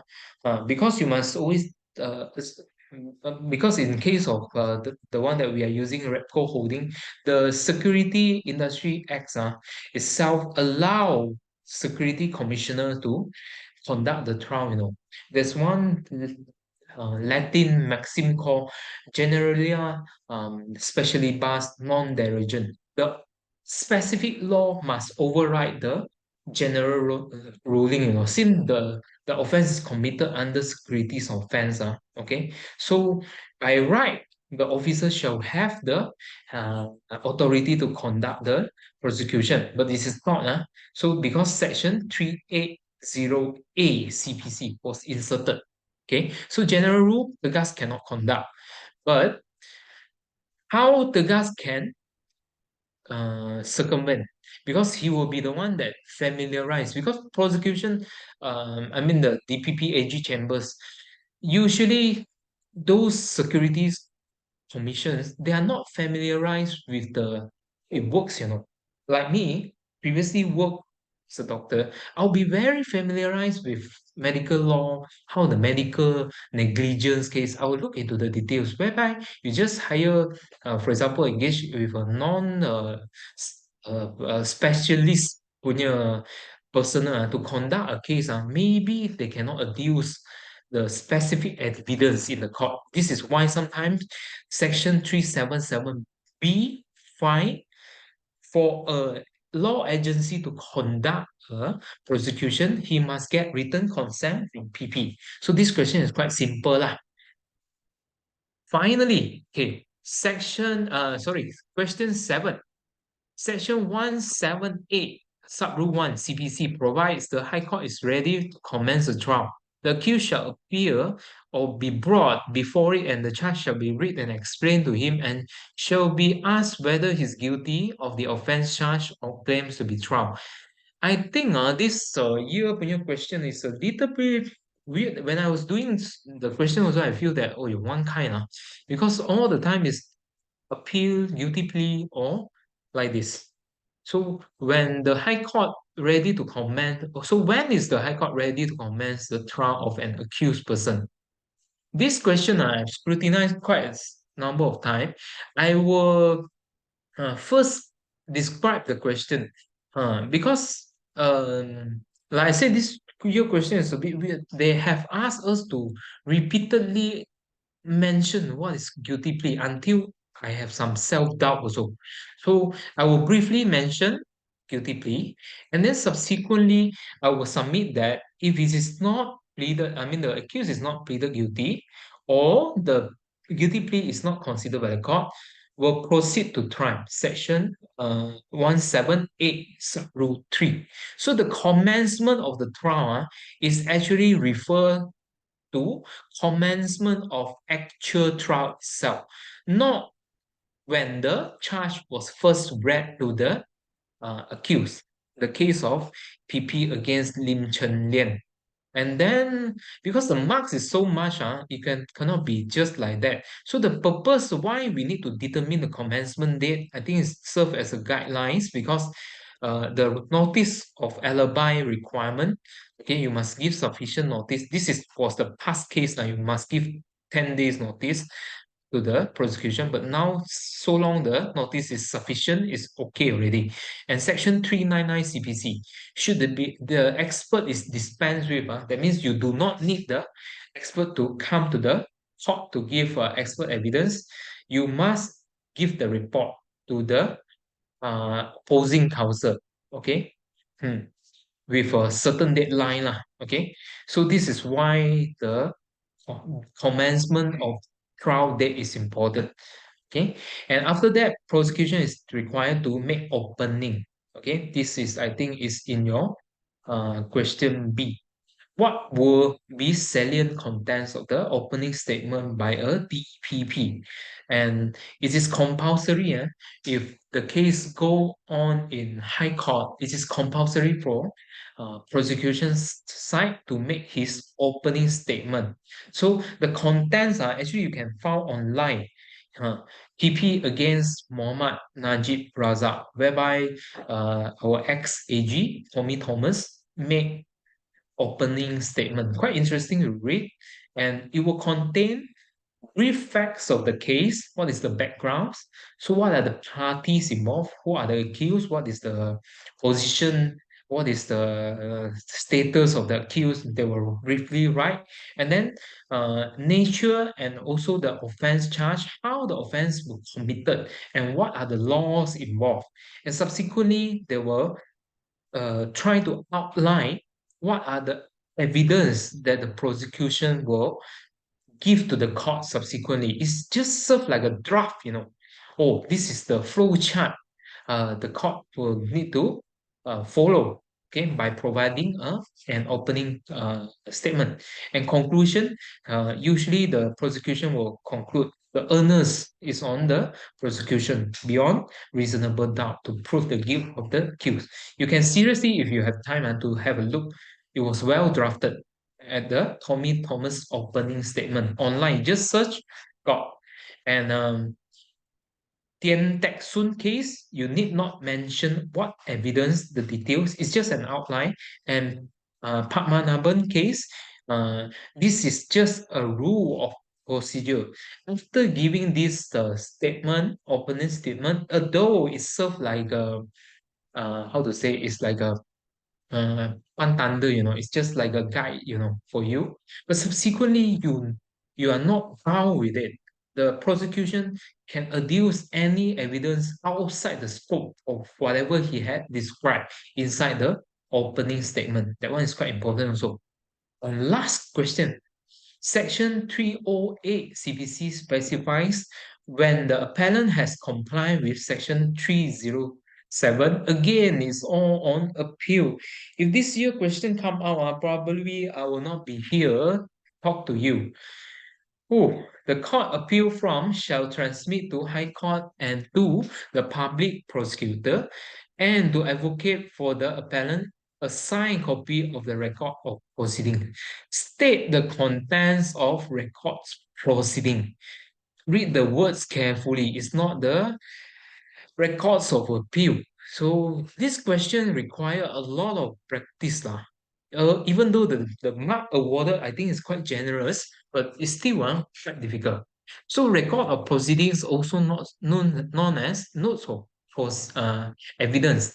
It contains all the records after the commencement of the trial, starting from the first prosecution witness, like the IO, the raid officer, whoever that come and complain, the complainant, okay, until ending with the last defense of the witness, if there's any lah. Okay, so whatever said by witness, lawyers, and sometimes judge during the trial, all together shall be recorded. There'll be like a question answering session like that.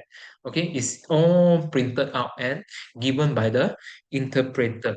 So when the notes of proceeding recorded by magistrate is ready from the court appeal form, because I want to use one section here, otherwise my answer will be too general. I'll use section 307, subrule 5, subrule B, CPC. Okay, it will be provided whenever the appeal take place. Okay. Okay, I think that's the end of our class. Good luck to you all. I think I have been taken too much time from you all. Okay, so what I'll do is if you have any question, you can always feel free to message me in the group. I'll try to answer. Okay, so I think that's the end of the class. I think many of you may not be here anymore. Yeah. Yeah, some appear to be very attentive. Thank you so much, Cindy, and also Viren and VIM. Thank you so much for attending. And I shall put the recording and also slides after some correction. Thank you. See you all. Bye. Thank you.